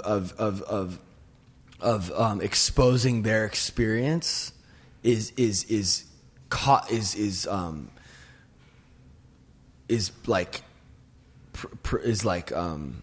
getting in the way of like actual people getting help who need it. Because they don't want to talk about that they're sober. You know what you could do? Because they're afraid to get in trouble. You know what I'm saying? You like, could just you could fucking help so many people. I have. No, you do, but I'm saying you could reach even more if you were willing to talk about it publicly. Well, I'm not saying you should, I'm not saying that you just use another name. You don't use your full name. No, I'm not. I'm just saying. Here, let me just. Can I just? Yeah, go ahead. So suddenly he's gotten hundreds of thousands of followers, right? Yeah. Even I have 3,000 followers. Just from me, like, because I want my followers to hear his message, you know? Yeah. A good majority of them are people who want to get sober or who are sober. And then we'll talk about, our day and how we're feeling and what we do, solution oriented through the day, and they love it. They eat it up. That's what people wanted me to do with my sponsor, the two of us, because we're kind of really well respected. Yeah. We've helped a lot of people, so they go, why don't you and Iz sit down and just talk? And, we just blow people's minds of whatever, just talk about our day or what we've done in sobriety or whatever. Yeah, because it's such a part of our lives. It's not separate from our lives. It's just it's a practice. It's the way we live. But a lot of people... A lot of people really love it. Yeah. It's kind of crazy. So this is like the branding. I mean, we're still gonna fix it and change it. You can't use that circle triangle, man. Yeah, you could. Guess what? AA doesn't even own that. They don't own it. You But can't did use you the read- one with the did you- two A's. Yeah. What does it say? Oh, no A's, but AA doesn't even own that symbol. The one with the It's some- two rounded A's? The the AA, one but you not can't the use. triangle one. Can you read No, what you it can use the circle triangle, yeah. What does it say? We're not anonymous anymore. This fool doesn't give a fuck. You've been saying that shit. No, because I'm kind of the punk. I'm punk rock. That's really my. I'm just like I'm punk rock. That's my thing. I won't wear that shirt. I don't know. It was actually his idea. It was my idea, to put but the he middle followed finger. it through. There's a middle finger. No, it's in the supposed to center. say fear on the bottom. It's Whatever. supposed to mean fuck fear because We're- fear is our problem, right? Yeah. But No, we're there's doing another one that he designed with skulls on the bottom: fear, ego, pride, and it's like sprouting into like the St. Francis prayer. So here's my Just question. like cool merch that's Let me ask you this question. Okay, this is for real. Okay, this is for real. I'm going to ask you a question. Is it about you helping people, or is it about your notoriety and your fans? both, obviously. Well, which is more? What? On a good day? Okay, that's actually a great question, but it's also kind of a naive question because to think that anyone is doing anything selflessly all the time is crazy. Because we obviously all have huge egos. So yeah, it gives me a dopamine hit. I love the followers. Girls are sending me like titty pictures. They're fingering themselves. I'm getting a lot of crazy shit, but I'm actually helping a lot of people. So yeah, it strokes my ego. So and I'm not going to deny How do we that. know that we're helping them? Because they say it helps. That's how else. I mean, I have Prosser's like, he's 100 days Well, sober. that's a different story. He's in Liberty House. Yeah, where well, they're- I do what I can. I mean, I think the people. How do we know that we're helping these two newcomers at my meeting, who are high at the meeting? By the way, Who I don't was know that? if you Those noticed two that. kids? But the one kid was. I think so, but like whatever. I mean, what are you gonna do? They didn't one share. sitting Yeah, next but to you know, me? if they say here's what if somebody says they're sober, then fuck it, they're sober. I don't see. My thing is, Right. I don't give a shit if you get high in the meeting. I don't care what you do. Yeah, I don't You either. come to the meeting. Come to the meeting. Yeah. And you know what? If you die, then you die. It's You might between- hear it after the 100 millionth time, Yeah. But I mean, come on, like you know that's not really like you see what we're doing. Like you're basically wanting to make it all good or all bad. No. Nothing is that. No, way. I'm asking you a personal question. Like, really, if you search This yourself. is the answer, and this is the proof. I already got the record deal. I already was signing autographs all over the world. I don't care about that anymore. I don't even really want that. I want something that will last forever. My primary purpose is to help another alcoholic. I know it works. I know it makes me feel good. So if I can make a living around doing that, yeah, it will never stop, it'll never end. Because you think this is a $20,000 setup here so that we can reach people, right? It costs money to do all this shit. Yeah. You know what I'm saying? Oh no, it's like that's the challenge. I'm down to help one person too, but like, let's fucking. The challenge is like, okay, so like the rehabs are making money, which they're entitled to make money. Everybody's entitled to make money. I know people who do urine testing in rehabs, and they make a millions. shitload just doing And that. it's all phony. It's all bullshit. It's Yeah. all payoffs. I know people in sober livings that are full of shit. I know good sober livings that You do? So, You know good sober Yeah, livings? there's a few of them that are good ones. But they make the guys work. Yeah, Liberty House, Miracle Yeah. House, And and, if they I don't- know the fucking. If they don't know what they're spots. doing, they got to go out. But they're like self pays. It's not like it's like a sober. It's like a sober living. It's not like I mean, it's not like the insurance isn't paying. These people are sober. They just get to live in a house, and if they fuck up, they have to leave. yeah, that's what and they ours. just pay rent or share a bedroom. but or it's something. anytime the insurance is involved, it just seems to me. I may be totally wrong, but it seems to me anytime that, like, okay, if you give me shit for free, okay, then it's just going to be basically I want everything for free, and I don't really care about it. But if I work for it and I have to do something for it, I'm going to take care of it. So what's wrong with our society a lot today is that people want everything for free. They want to give it to them instead of working. I mean, like I said, when I got sober, I couldn't just rest on my fucking laurels. I had to fucking go. I had a job, but I showed up every night at Skid Row or at a meeting making peanut butter and jelly sandwiches and handing out cigarettes. Tim. Yeah, it's complicated because Will you to answer own a a house, question do here the real quick? maintenance and all the stuff, and hire the people. Oh my God. You gotta You got to have some money Yeah, coming.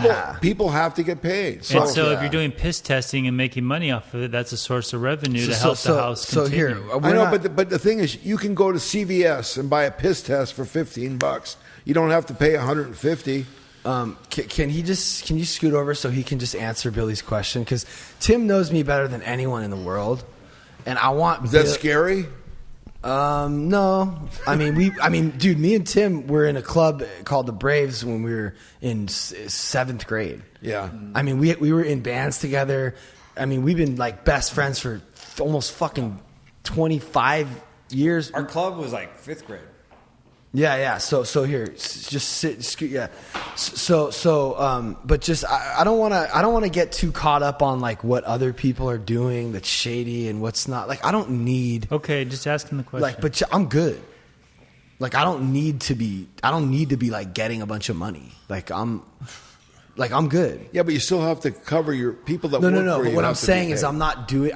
I'm not doing this because I figured out a way to like come up on a bunch of. It's like I'm only qualified to like talk about a couple things. You're not trying to bank on recruiting. Right. One of them is being sober because I'm sober 15 years and my wife smokes weed every fucking day. That's the other interesting thing. But so can you just ask him a question? The question you asked me. I want you to do your best to answer for me and don't give me. You're not going to hurt my feelings. I don't think he cares.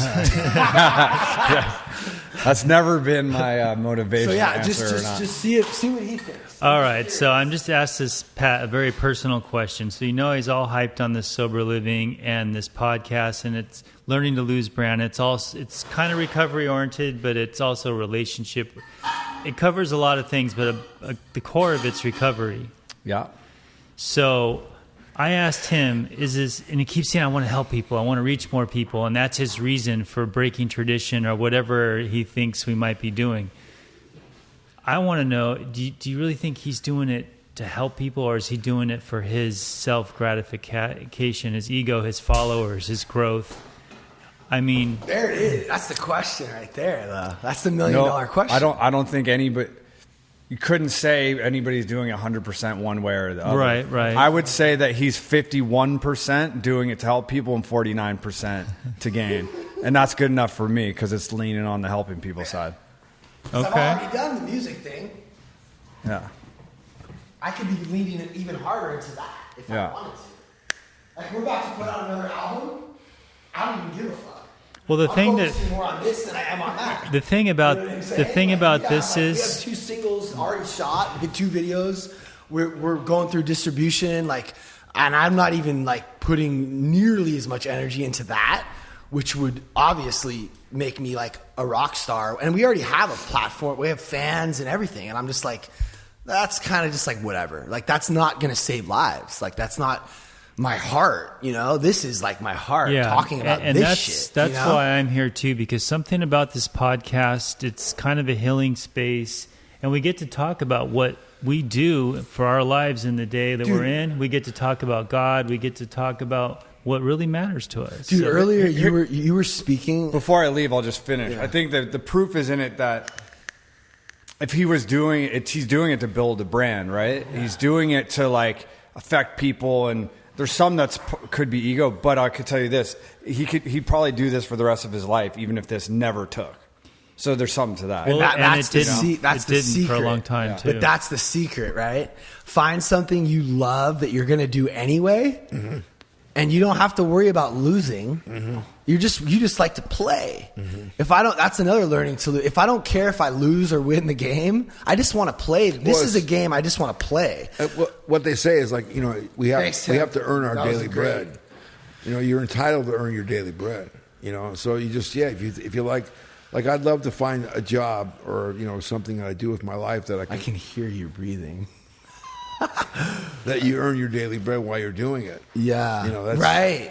You know, because that's what it's all about. Yeah, because this, like you were speaking earlier, I wish I could remember what you were saying, but you were saying something about something along the lines of like, you know, giving up or losing and just being at peace with, and I don't know, I just had like this sense of ease and calm, and I just took a breath and I just kind of remembered, like it's all, I remember what it was. You said if it happens, it was because God wanted it to happen. And if it doesn't happen, and you mentioned me and my wife, you said if you're not supposed to be with your wife, you're not going to be with your wife because that's what God wants. No matter what you do. No matter what you do. And it gave me you don't have to fight anymore. I just kind of got a little relaxed, and I felt that peace and that serenity, that thing that we're looking for, right? That only happens momentarily throughout the day. Like I felt that here on this podcast because we're in this, you know, we can hear, we're kind of in a focused long form conversation, and I get those magical doses of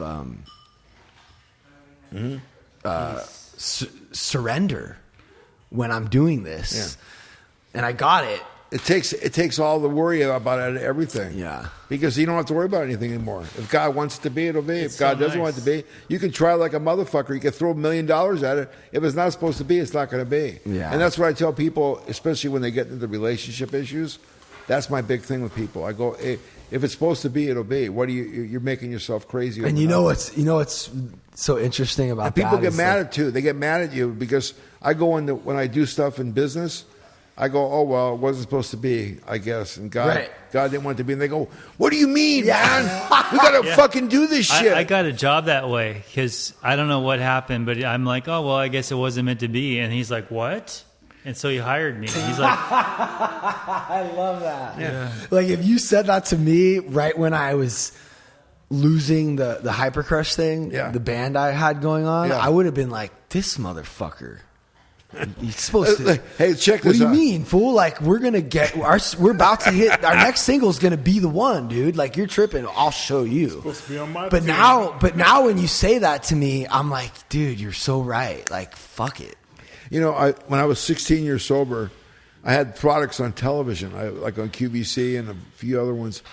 And so I got involved with this company in Las Vegas. And I'm sober a long time. I got my shit together. I know what I'm doing. Nobody knows what the fuck they're doing. They just, anyways. So make a long story short. So this guy, I didn't like him. And I didn't like his wife because she was gambling like crazy. And it was in Vegas. So he bought me out. And so I go home and all of a sudden, about a year later, I get seeing a guy in the backyard. I said to my wife out in Malibu Lake, I go, what's this guy? He's doing surveying. I go, he's surveying. I go, hey, what are you doing out there? He goes, are you Gary? And I go, yeah. He goes, you're under arrest. Make a long story short, it was $20 million this guy embezzled. And he told the guy it was buried in my backyard. And I was his partner and all that. Anyways, so it came down to, they wanted me to take a felony. They wanted a felony, and I just said, no, I want to go to court. And they said, well, if you take a felony, we'll let you off on probation. No, I don't want. Or then they says, take a misdemeanor, and we'll let you off. I go, no, I'm willing to go all the court. So my sponsor said to me, here, basically, they took everything. I got off. I was willing to go all the way, and they dropped all the charges because I didn't do anything. But in the meantime, they took everything I had. I had a house in Huntington Beach. That went, the house in Las Vegas went, everything I had. They used my money to come at me, really, for the whole case because they couldn't find any money. So pretty much, I was pretty much broke at 16, 17 years sober. And my sponsor said to me, he goes, well, you know, you're supposed to lose all this money because you probably would have gotten drunk. God's telling you have too much money. And he goes, and if you would have gone to jail, he goes, I would have brought you a big book of 12 and 12 and a pack of cigarettes. That's it. And maybe that's where God wanted you to be. And I looked at him and I said, you know what, man? Fuck you. Fuck you in the ass. And you know what, though? But I thought about it a couple minutes later and I said, you know what? It's like, yeah, I probably would have. I was bringing in too much money. It was too easy. And like all of a sudden, he says, just go work with newcomers. And then I built out here, because I just moved out here, I built a fucking army of newcomers. I was sponsoring like 33 people or something like that. And then I realized that I was way over the top with sponsoring people. I mean, I was insane. Because In AA, you can give everything you got, and then you got nothing to give yourself. There's nothing left. Yeah. And I just gave it all away, and I had so many sponsees, and I became the counselor, the therapist. Because I really thought I had it going on. I thought I had this gift, right? And so I went to him. I said, I'm fucking dying behind this shit. And he says, I want you to fire every one of those sponsees. I go, what do you mean? He goes, I don't understand what I've done out there. He goes, you fire every one of those fucking sponsees and get your ass back to Venice. And I fired every one of them. And I just fucking went and I sat in a chair and it just started all over again. You know, and now I work with X amount of people at one time. This is too much. Because you can give, and you can give it all away. And then That's also kind of what I was saying earlier about how we don't really know how to do anything in moderation. Like you get sober and you do that alcoholically, and you sponsor fucking 30 guys. Well, you know how you learn? You learn by doing what I did. Yeah. Then you just go, no, I can't do that. Basically everything that we do, we have to learn the lesson. There's a lesson behind everything. I can't give it to you. I mean, like I can sit with you and say, oh, don't do this. Okay, the stove's hot. Don't touch the stove. Right? I guarantee you, if you're like me, you're going to touch the stove to figure it out for yourself. See, huh? And that's how our whole lives have been. But I mean, that's why, like, nobody here, it's a suggestion. There's no rules. What's the number one rule in Alcoholics Anonymous? The number one rule. There is no fucking rules. That's the number one rule, and that's why AA works. Yeah. So I guess you just got to do your thing and see what happens, bro. I am. Yeah. I'm doing it. The niacin's hitting him now. Yeah, it's hitting me. But yeah, it's been a weird. Ever since the quarantine started, it's almost like I'm in this weird dream. Yeah, we are. This is not real. But for me, it's being amplified and accelerated by this like following I'm getting. Yeah. It's like people are recognizing me where I go. I went to Starbucks the other day. She's like, "Oh, that's crazy. I know you from TikTok." My wife, a girl was crying at the beach because she knew my wife. You helped me so much, because my wife talks about her struggle with eating and fitness and just all the life shit, you know. But like we're crying. Like she's like I film her when she's crying in her most vulnerable state because she's not losing the weight and she's working so hard at it, you know. And then other women are just like, oh my God, like that's crazy. Like I feel your vulnerability, you You know. don't know who you touch, man. So I feel like I'm like waking up, and I'm just so like excited about the brand, and I'm so excited that people are like finally listening to the pod. I mean, dude, this is our 70th episode. They're all almost 2 hours long. 70. I've been doing this for over a year. Like it started with us talking about Kanye and like dumb shit, you know? But it just slowly evolved into like the only thing that matters. We always end up talking about God. It never fails, because that's what we just, nothing, all the other stuff It doesn't. seems like we talk about it too much, but I guess you can't. Well, it's weird because like we're always finding we're seeking and you never find it, right? You keep looking and then It's like I talked about. It's a vital sixth sense. If you don't talk about God, if you don't keep talking about God or keep searching through inventory, the pen and the paper, that's pretty much it. That's our only relationship with God, is the pen and the paper, is writing something to God. If I'm using my head to talk to God and stuff, then usually my head will take off and start going some other place. So you're saying that when you're writing, you're not using your head? No, I let the pen just go. Whatever I'm going to say is going to come out of my head. It's going to be on that piece And by of paper. doing that, you're able to Freeing myself. really. Yeah. I've never like really quite heard it put that way. Because you think, like, why? You just take a piece of paper and say, God, will you guide my pen? Yeah. And just start writing down whatever the craziest shit is in your head. Yeah. Write it down and then tell somebody about it. Your sponsor. Yeah. Or somebody you trust, because, like, it's like they don't put you in jail for the crazy thoughts. It's the crazy actions. Yeah. And that's what, and that's how people, I tell them, that's how you get your story. Like people say, God, you're so eloquent when you speak for 45 minutes, because you get your story in order. Not like you don't get my story in order. My story comes to me in order by me writing inventory, and that's how I find out who I really am. And it also slows your mind down. Yeah. You can't write as fast as you can think. Yeah. Well, it just basically, it just takes this is what I fear. This is what I resent. And what does it affect? Like it talks about on page 64, my self-worth, my self-esteem, my pride, my pocketbook, ambition, security, personal relationships, sex. Those are the things, the ambitions.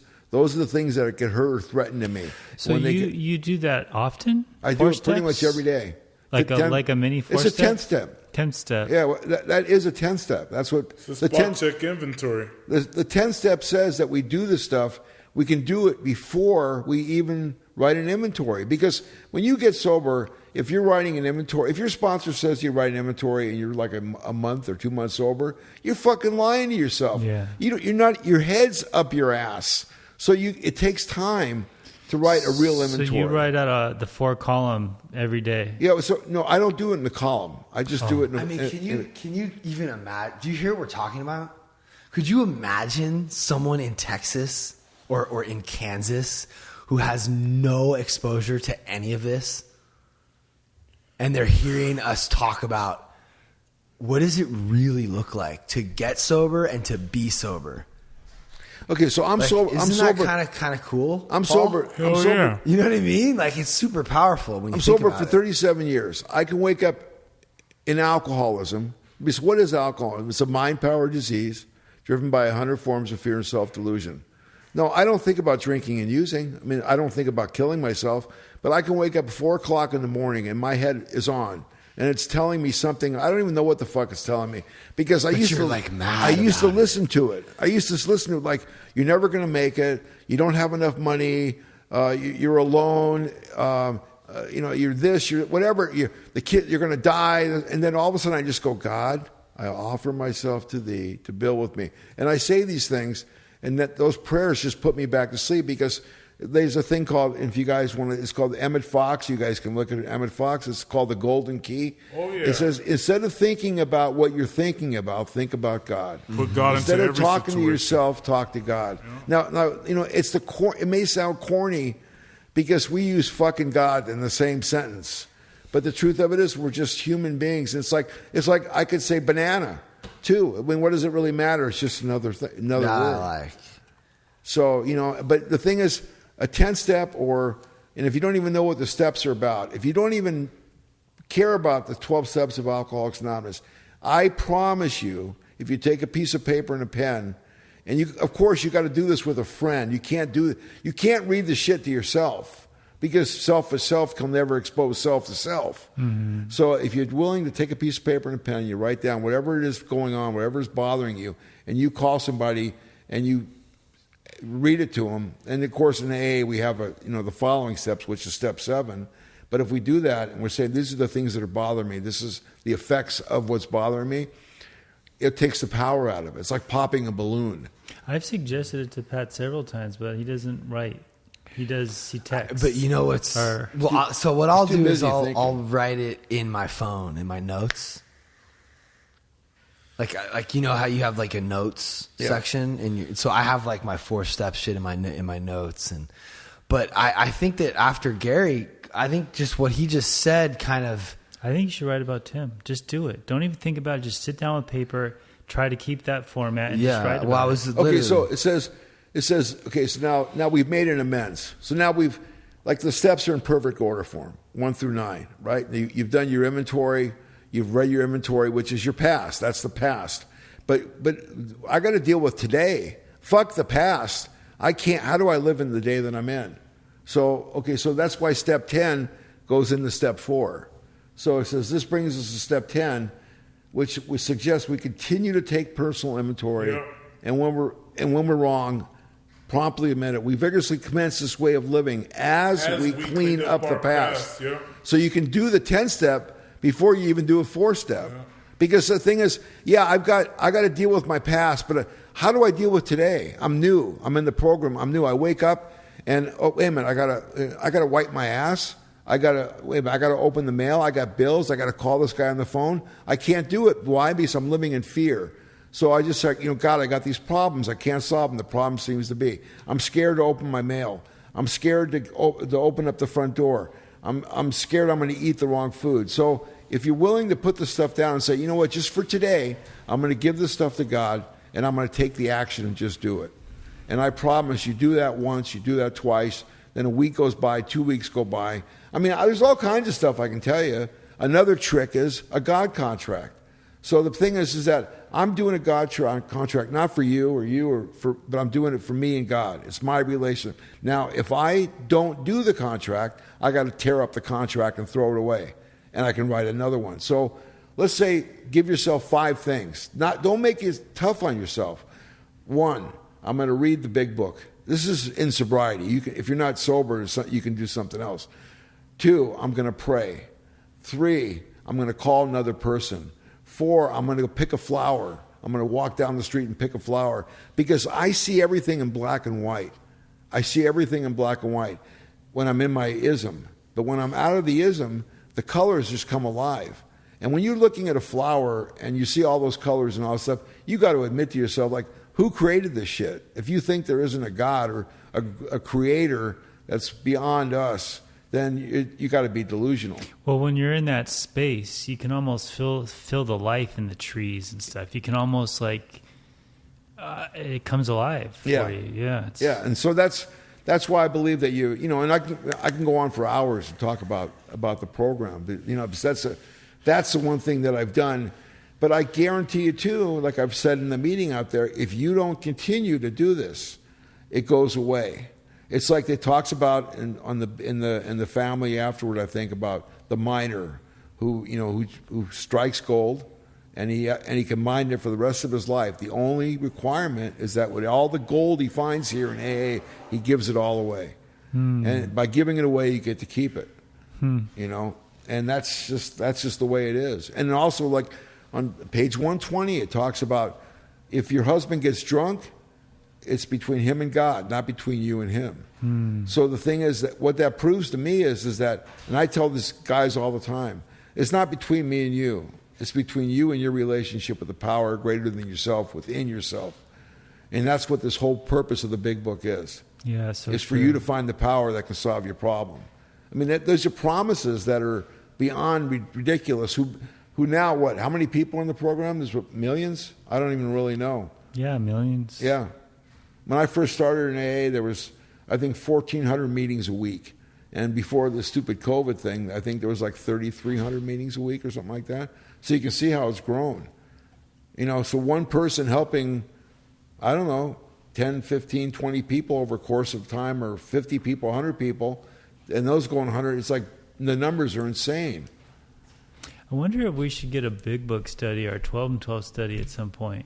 Because I don't read. I used to read it all the time, but I haven't read that in years. I just always go to Sermon on the Mount. Yeah. Well, we're going through. We're on step fucking 8 right now in the 12. Well, and 12. you and I, but yeah. Yeah. So I read the big book every day, but I read more in the 12 and 12. Yeah, me too. Because I take people, like when I'm taking you through the steps, like you get sober in the big book. You stay sober in the 12 and 12. That's what Bob used to say. That's why. Do you remember a guy named Casey? Yeah. Oh my God. 12 and 12 beast. Dude, that's one of my favorite. Where is this guy? He had a meeting. I'm trying to get at that guy. I want to have him on. No. I knew a guy that had him as a sponsor, but that was when I was working. I'll tell you. I'll tell you later. He's 12 and 12 beast. I just remember hearing his share. He shared at Westlake one time, and somehow I got a hold of a CD or something, and I listened to it, and it was just, at the time, it was the best share I've ever heard in my life. He had a 12 and 12 step study meeting in Encino. Yeah, he says, hey, there's a bunch of people over there talking about. Yeah. There's a bunch of people talking. They got to be talking about me. I know they're talking about me or whatever. Just the way Casey talk. He's kind of like got a. He's like from the South or something. He kind of has like a. He's with the business. What's that He was mean? old school prime time too. Yeah. Yeah. Yeah, you're interesting. You remind me a lot of my uncles who never got sober, but they're just really smart and they were good at getting money. And one of them's dead. One of them's in jail. One of them moved to the Philippines. Just a mess. Just mess. One of them lost his license to practice law. Just a fucking mess. Their lives are just a mess. You know what I mean? Because they're just alcoholics. They never got sober. But it's so profound to me that you were able to actually get this message back then when it wasn't. I mean, now I just feel like, even though I'm talking about how there's so many people who need to hear it, even back then there was even harder to like find AA. Yeah, like okay. So when How did you So even- so when I got sober. I was in Pasadena, and I went to a meeting. I've been to probably 100 meetings because every time you go to the mental hospital, they take you the meetings. But the only reason why I went to meetings, I didn't think I was an alcoholic. I thought, oh God, these people are all fucked up. And I went because you could go to Save-On and you get candy or Thrifty or whatever you want to call it now. And I don't even think Save-On's around anymore. Anyways, so that's the only reason why I would go to the AA meetings. So I ended up with Clancy. Actually, Clancy passed away. You guys know. You know, No, I didn't know. he died. Yeah, he When? died today. I think he died today. Yeah. a new pair of glasses. No, Clancy. Pacific Group. Pacific Group, dude. Pacific Group. Beast. Like he's probably the most well-known guy right now in AA. He You know. talks like Yeah, he always has like something in his throat. You got to wear a tie to go to his meeting. Yeah. So the Pacific Group is his meeting. Well, Well, he's it's a group within AA. People, they've helped a lot of people, but it's not AA. It's an AA meeting. It's an AA meeting. It's not Pacific Group, and people it's just a way of getting sober. You know? Yeah. I mean, people judge it and beat it up and shit, but you know what? Clancy did a lot of good It's stuff for a lot of incredible. They people. play baseball every Sunday. It's Well, a community. honestly, here's the thing. Like, anyone who's judging they're fucked up. Yeah. I'm not trying to judge any of this shit. Well, so anyways, so Just check this different out. ways. So they took us to this meeting at the women's club in Pasadena, and so that's I didn't know. You know, I went in there, and they used to put all the newcomers in the front row, right in front, and everybody had things on because they were in mental hospital. They had so you can remember your name. You know. So anyways, they put us, and so I didn't stay. They go Clancy led the meeting. I didn't know Clancy. I didn't know anything. Yeah. Clancy goes up. He goes up. Will all the newcomers please stand and identify yourself? And everybody's in the front row. Now, back then, there was no styrofoam cups. There was little coffee cups, and they did give you 2 cookies, right, and a coffee cup. They're going, here, honey, have a cup of coffee and 2 cookies. I'm thinking, I had like long hair. I'm thinking, what the fuck, man? I don't fit in here. I Right. don't fit into this shit. And so I didn't stand up. I just sat down. So Clancy goes, I'd like to thank all the new people who identified and the one who didn't. And I stood up and I said, fuck you. And I walked out and I said, I'm never going back to AA. See, that's why that's the danger. And I walked out. I said, I'm never going back to AA. And I walked down the street. I'm in the women's club. And I walked down, I think it was Fair Oaks Avenue or something over there. And I look and I'm going, and all of a sudden this thought came to my mind. It said, your parents want nothing to do with you. Your wife wants nothing to do with you. Your girlfriend wants nothing to do with you. And I had no place else to go. But I just said, if you go back to that stupid meeting and listen to that stupid crap from those people, you're going to be okay. Really? And I walked back in. I've never left AA. You thought that in your Yeah, head. it came right. That was my awakening. And how old were you? I was 31. Now, when I left that mental hospital, I lived in Santa Monica. And I was staying with my friend who became my girlfriend, who became my wife. Okay. Anyway, so I stayed there. She let me stay there. And I had a car that was all beat up. I had no license or anything. But I drove every night. I would drive to Pasadena to go to meetings because I thought that's where the meetings were. Because there were so few meetings. So one night, this guy came out and he was like all drunk and shit. And he goes, hey, will you help me? I go, what do you mean? He goes, can you take me to the AA meeting? And I go, yeah, but it's in Pasadena. And he goes, no, it's one right down the street. Right. And that's where the primetime Friday night meeting used to be in the park. When Bob started this meeting right on 7th and Wilshire in the park. There, a guy named Roy started it. Can I ask you something about it? Yeah, So did Bob like say the same thing every time? every time. And he was always the leader? Always the leader. Did it get boring? No. Never? So I could never figure out what the fuck he was saying. No, I'm just teasing. No, because, okay, so I said to Bob, a lot of people said it, but I said to Bob, you say the same thing. Like when we go on these retreats, right? We go to the retreat. I go, you say the same thing over and over and over again. He goes, no, I don't. And I go, it sounds to me like you're saying, he goes, and it's true. Now, this is true. Listen closely. What I said to you yesterday, it doesn't count for today. Oh my God. What I'm saying today counts for today because I need to hear it.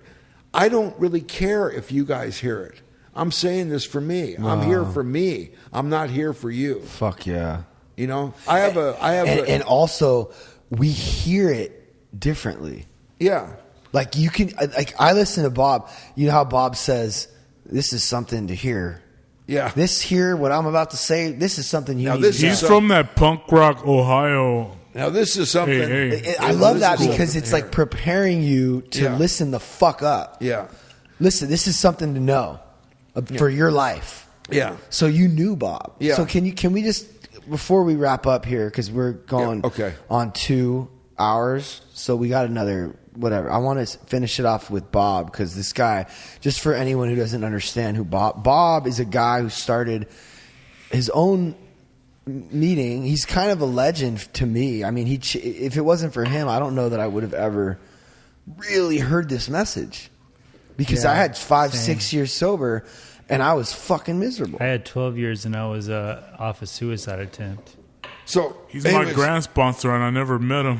Damn. Really? Okay, so let's talk a little bit about Bob. Right. From yeah. someone who knew him, Gary. So I was a year sober, and I went to a meeting on Barrington or on San Vicente and Barrington, the church, the big church. It's called the Big Thursday Night Meeting. It's probably the biggest meeting. It's the who's who of AA. I don't. You know who the fuck wants to be the who's who of AA? I mean, it's like a fucking joke, man. It's like that, back then. It was like all these guys. Like, well, I sponsor all these people. And they're all dead now. Most of the guys that I got, the older guys that I got sober with. We used to do all the inventories and meet at the Crest House and the Marina Center. They're all gone. Everybody's done. And anyway, so I went there, and I went there purposely because you don't have to identify. I didn't like to talk, so you didn't have to identify when it was your birthday. You just stood up. They go, who's got 1 year, who's got 2 years, and you stand up. And so this guy shares at the podium, and his name is Bob Anderson. I don't know Bob Anderson, And anyways, after the meeting, he says, we have a meeting that we're starting and in Sherman Oaks. And if anybody wants to come, it's a men's meeting. Bob used to do, he'd do like women's meetings too, but it was just Bob and the women. It was a trip, man. That guy was a trip. Anyways. He knew he had a message. Yeah. Oh, yeah. Bob, okay, so. Bob's a mechanic, so he picked apart the steps the way you would a car, I guess. I love that. What happened was Bob used to, talk about, his main thing was, he goes, I had a couple years sober, and I was wanting to die, and I couldn't figure out why. Now, Bob, prime time wasn't for newcomers at that time. It was like for people that had 12 years, that had time, that were completely fucked up. Yeah. Okay, and couldn't figure it out. So, anyways, I'm a year sober, and I go, there's something about this guy. And then he was born. I think he got sober in '52. I was born in '52. So I just had some type of that was the original connection. He goes, why don't you come out to the Sherman Oaks, out to the meeting? And I said, okay. So I went to the meeting out there, and I couldn't hear what he was saying, but I figured that a lot of these guys. I think Frank was there and a few other people. And but most of the guys weren't there yet, and I started dragging some of my sponsees out there, and what happened with just because you knew there was something. Yeah, there's something special about this guy. I started bringing people to prime time because they were just saying it different. Yeah, he was talking different. Now, what I did was I went to Bob, and here's why I went there, because I didn't understand step 6, and I couldn't understand what steps 6 and 7 were. I didn't understand. Now, Bob used to say, Oh, I loved how you said that. These are things to not do, and then these are things to do. So the thing is, 1 through 6 are your problem steps. 7 through 12 are your solution steps. So my job when my eyes open in the morning is to get to step 7 as quick as I can. That's why I told you about the inventory, calling your sponsor, looking at your defects, and then just for that day, giving them to God. Just for that day, the 7-step prayer, we give it to God, and then when they come back, we say, "Oh, wait a minute, I'm taking it back again. Wait a minute, but I gave this to God, so it's none of my fucking business." But anyways, that's another story for another time. So I went to Bob and I said, "Hey, Bob, tell me about step 6 and 7." And he goes, "Well, what do you want to know?" I said, "I don't understand step 6." And he goes, "Well, stop doing the things that you're doing that are making you crazy." Bob's a simpleton, really a simple guy. Yeah. And I go, "What? I don't understand it." He goes, "Stop doing the things that you're doing that are making you crazy." I go, I don't understand that. And he says, "Stop doing the things that you're doing that are making you crazy." And I, all of a sudden, like the shit fucked my ear. Like you said before, like my ears popped open. Yeah. And I go, "Damn it, stop doing the things." Because I kept doing the same things sober that I was doing drunk. And then I realized I have to do all the same shit sober that I did drunk so I can see what not to do. You have to do this shit. New character. Oh, man. So then I said, "Well, then what does step 7 mean?" He goes, "Step 7 is simple." I go, "What is it?" He goes, "Do the things you should be doing that you're not doing." And I thought about it. Do the things that I should be doing that I'm not doing. And I thought, wow, I got to change. This is like a new guy. This is the new character. And so that's why step 6 and 7, that's where the character changes. Veronica, So Rami. I was with Bob until he passed. You know, I was going to those meetings. I followed him pretty much wherever he went. He spoke all over the place. Every night we met somewhere. We go in the retreats together. If you go up to the thing up there, they're all buried there, or their ashes are sprinkled there, up at that Sierra retreat. San Lorenzo. Yeah, and we just had some really good times together, and you know, and I was with Bob at the hospital at St. Joseph's right before he passed, and it was like the most amazing thing. Like this guy, they roll him out. He's in the hallway and he's laying down on this thing, and he's like, Bob didn't want to sleep, and I go, "Why don't you go to sleep and relax?" He goes, "Because he's scared he wasn't going to wake up." You know, and he was near the end, and so it was Monday night. So he's laying down, and he wakes up, and he goes right into his pitch. Step 1, step 2, step 3. He just went right into the pitch, like he didn't skip a beat. And all he was concerned about is the meeting going on, is somebody running the meeting. That's all he talked about. And I just knew that this guy was just special. And then after he passed, we were all up at the funeral. We all went up to San Lorenzo. I could have brought it tonight. I got like a little thing from the funeral, and and for me with Primetime, I'm not like a follower. I'm not like a follower. I don't like do groups. Bob had a message that was incredible. It'll never be again. You have to listen to the tapes to really hear it. Did you know Ted Jack? Yeah, I knew Ted, but a lot of people there when he passed. People wanted to be Bob, and they listened to his tapes and listened to his tapes and listened to his videos and listened to his tapes, and then they talk like Bob. And Bob always said, "Don't take my message, get your own message out of this." Yeah. And too many people that are there now in Primetime, it's kind of like I feel this is going to happen with Clancy. Like people are going to want to take over. Like how. Well, I think that's what Randy was kind of took the position. Randy there, right? was the same way. See, Randy left. I left. I knew Randy. I know Randy really well. It's just I didn't want to get involved with any of it anymore. Yeah. And it's not that I didn't. You know what happened?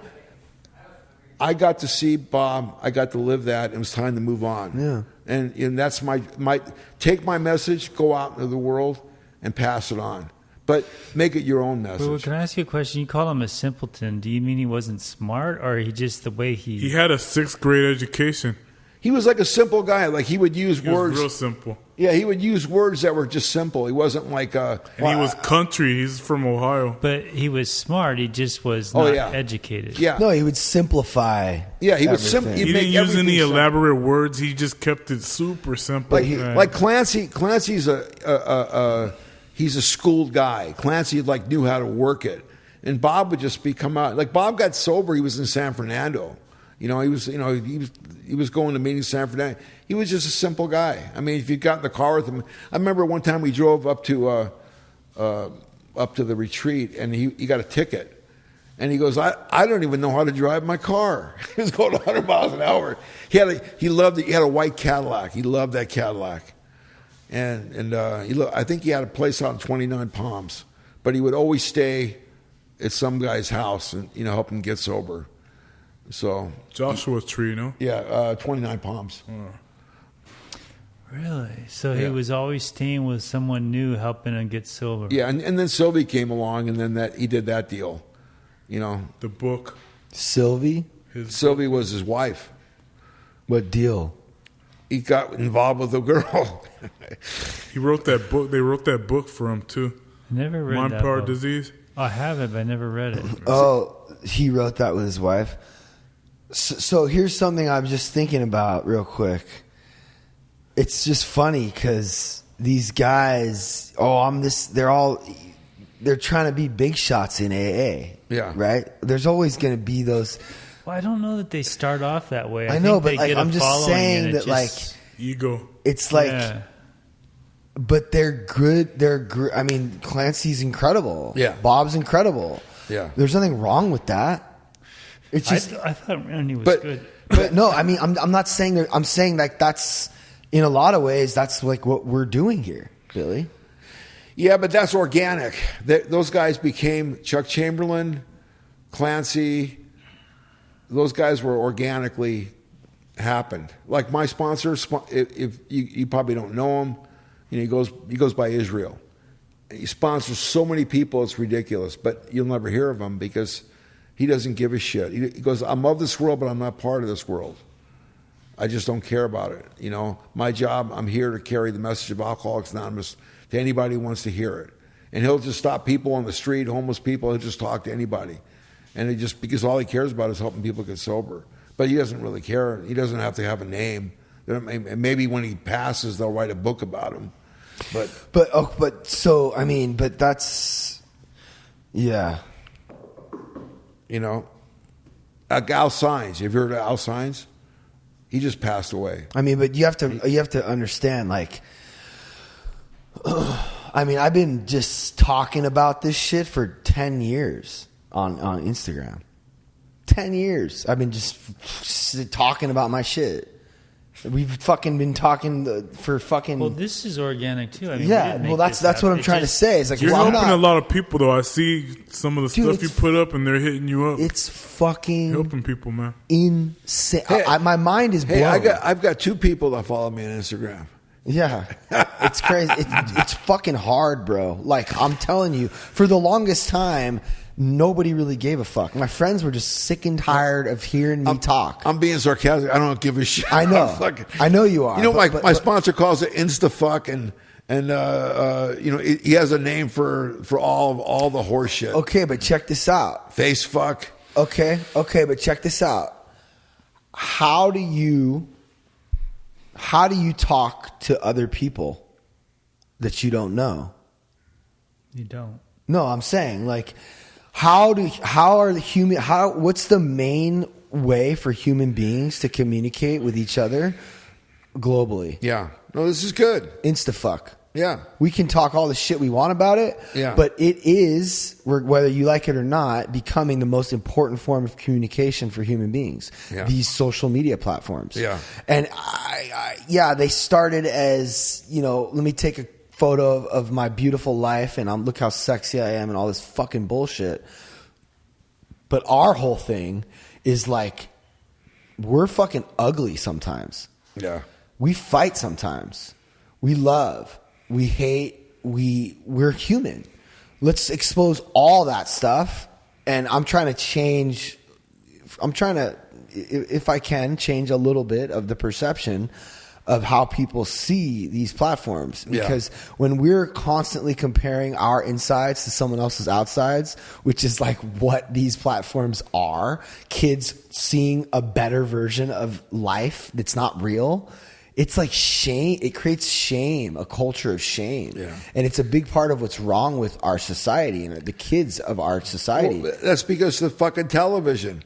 They Well, tell it started as they television. tell you how to dress, But now- what to eat, where to go, what you should look like. Right. Oh, if you're a little heavy, oh my God, you may as well just kill But yourself. now it's all these, the kids are on the. But on now it's social not. There's no media more now. TV. Now it's YouTube, They don't even Instagram, watch TV anymore. and TikTok. It's they're all getting that from this.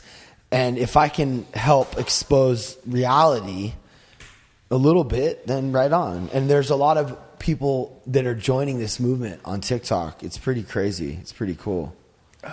That was really interesting. I enjoyed hearing a little firsthand information about Bob and everything. Appreciate you sharing that.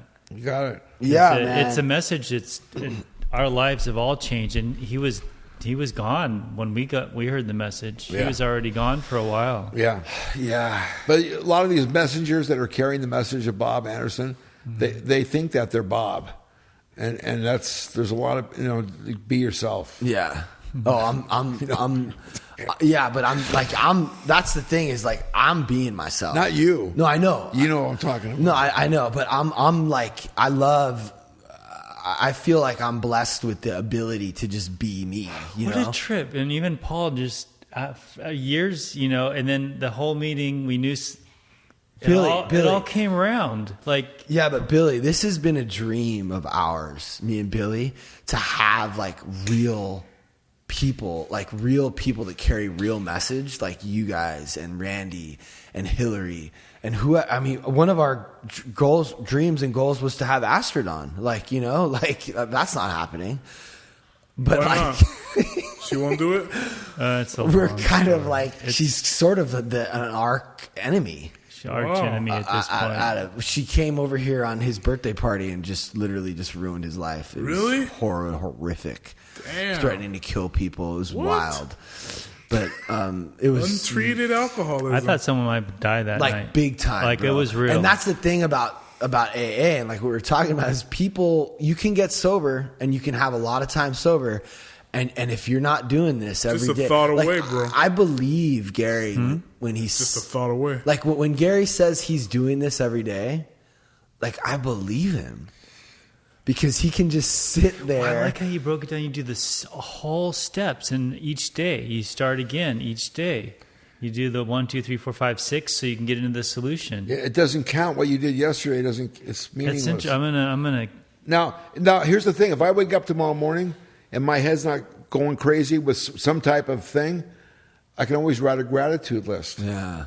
That's what Hillary's working So on. you with wite that. every day. You do some pen to Yeah, paper. it's pen and paper, something. Hillary's doing that with Danielle. And here's the thing. I need to have a relationship with God. Yeah. I mean, you and I can have a relationship, but I have to call you and talk to you, and we have a relationship, right? Yeah. Like I'm doing this project with this guy right now. We talk every day. We're getting to know each other. If you want to get to know God, how do you talk to God? You can't use the same thing as creates your problems. So that's why Alcoholics Anonymous is basically a piece of paper and a pen, a big book, and a sponsor. I was a guide. just doing that naturally. I'm going to start doing that when I do my prayer and meditation. I'm just going to write a little bit. Yeah, you say, "Hi God, will you help me guide my pen?" And just start writing, and you'll see who you are. So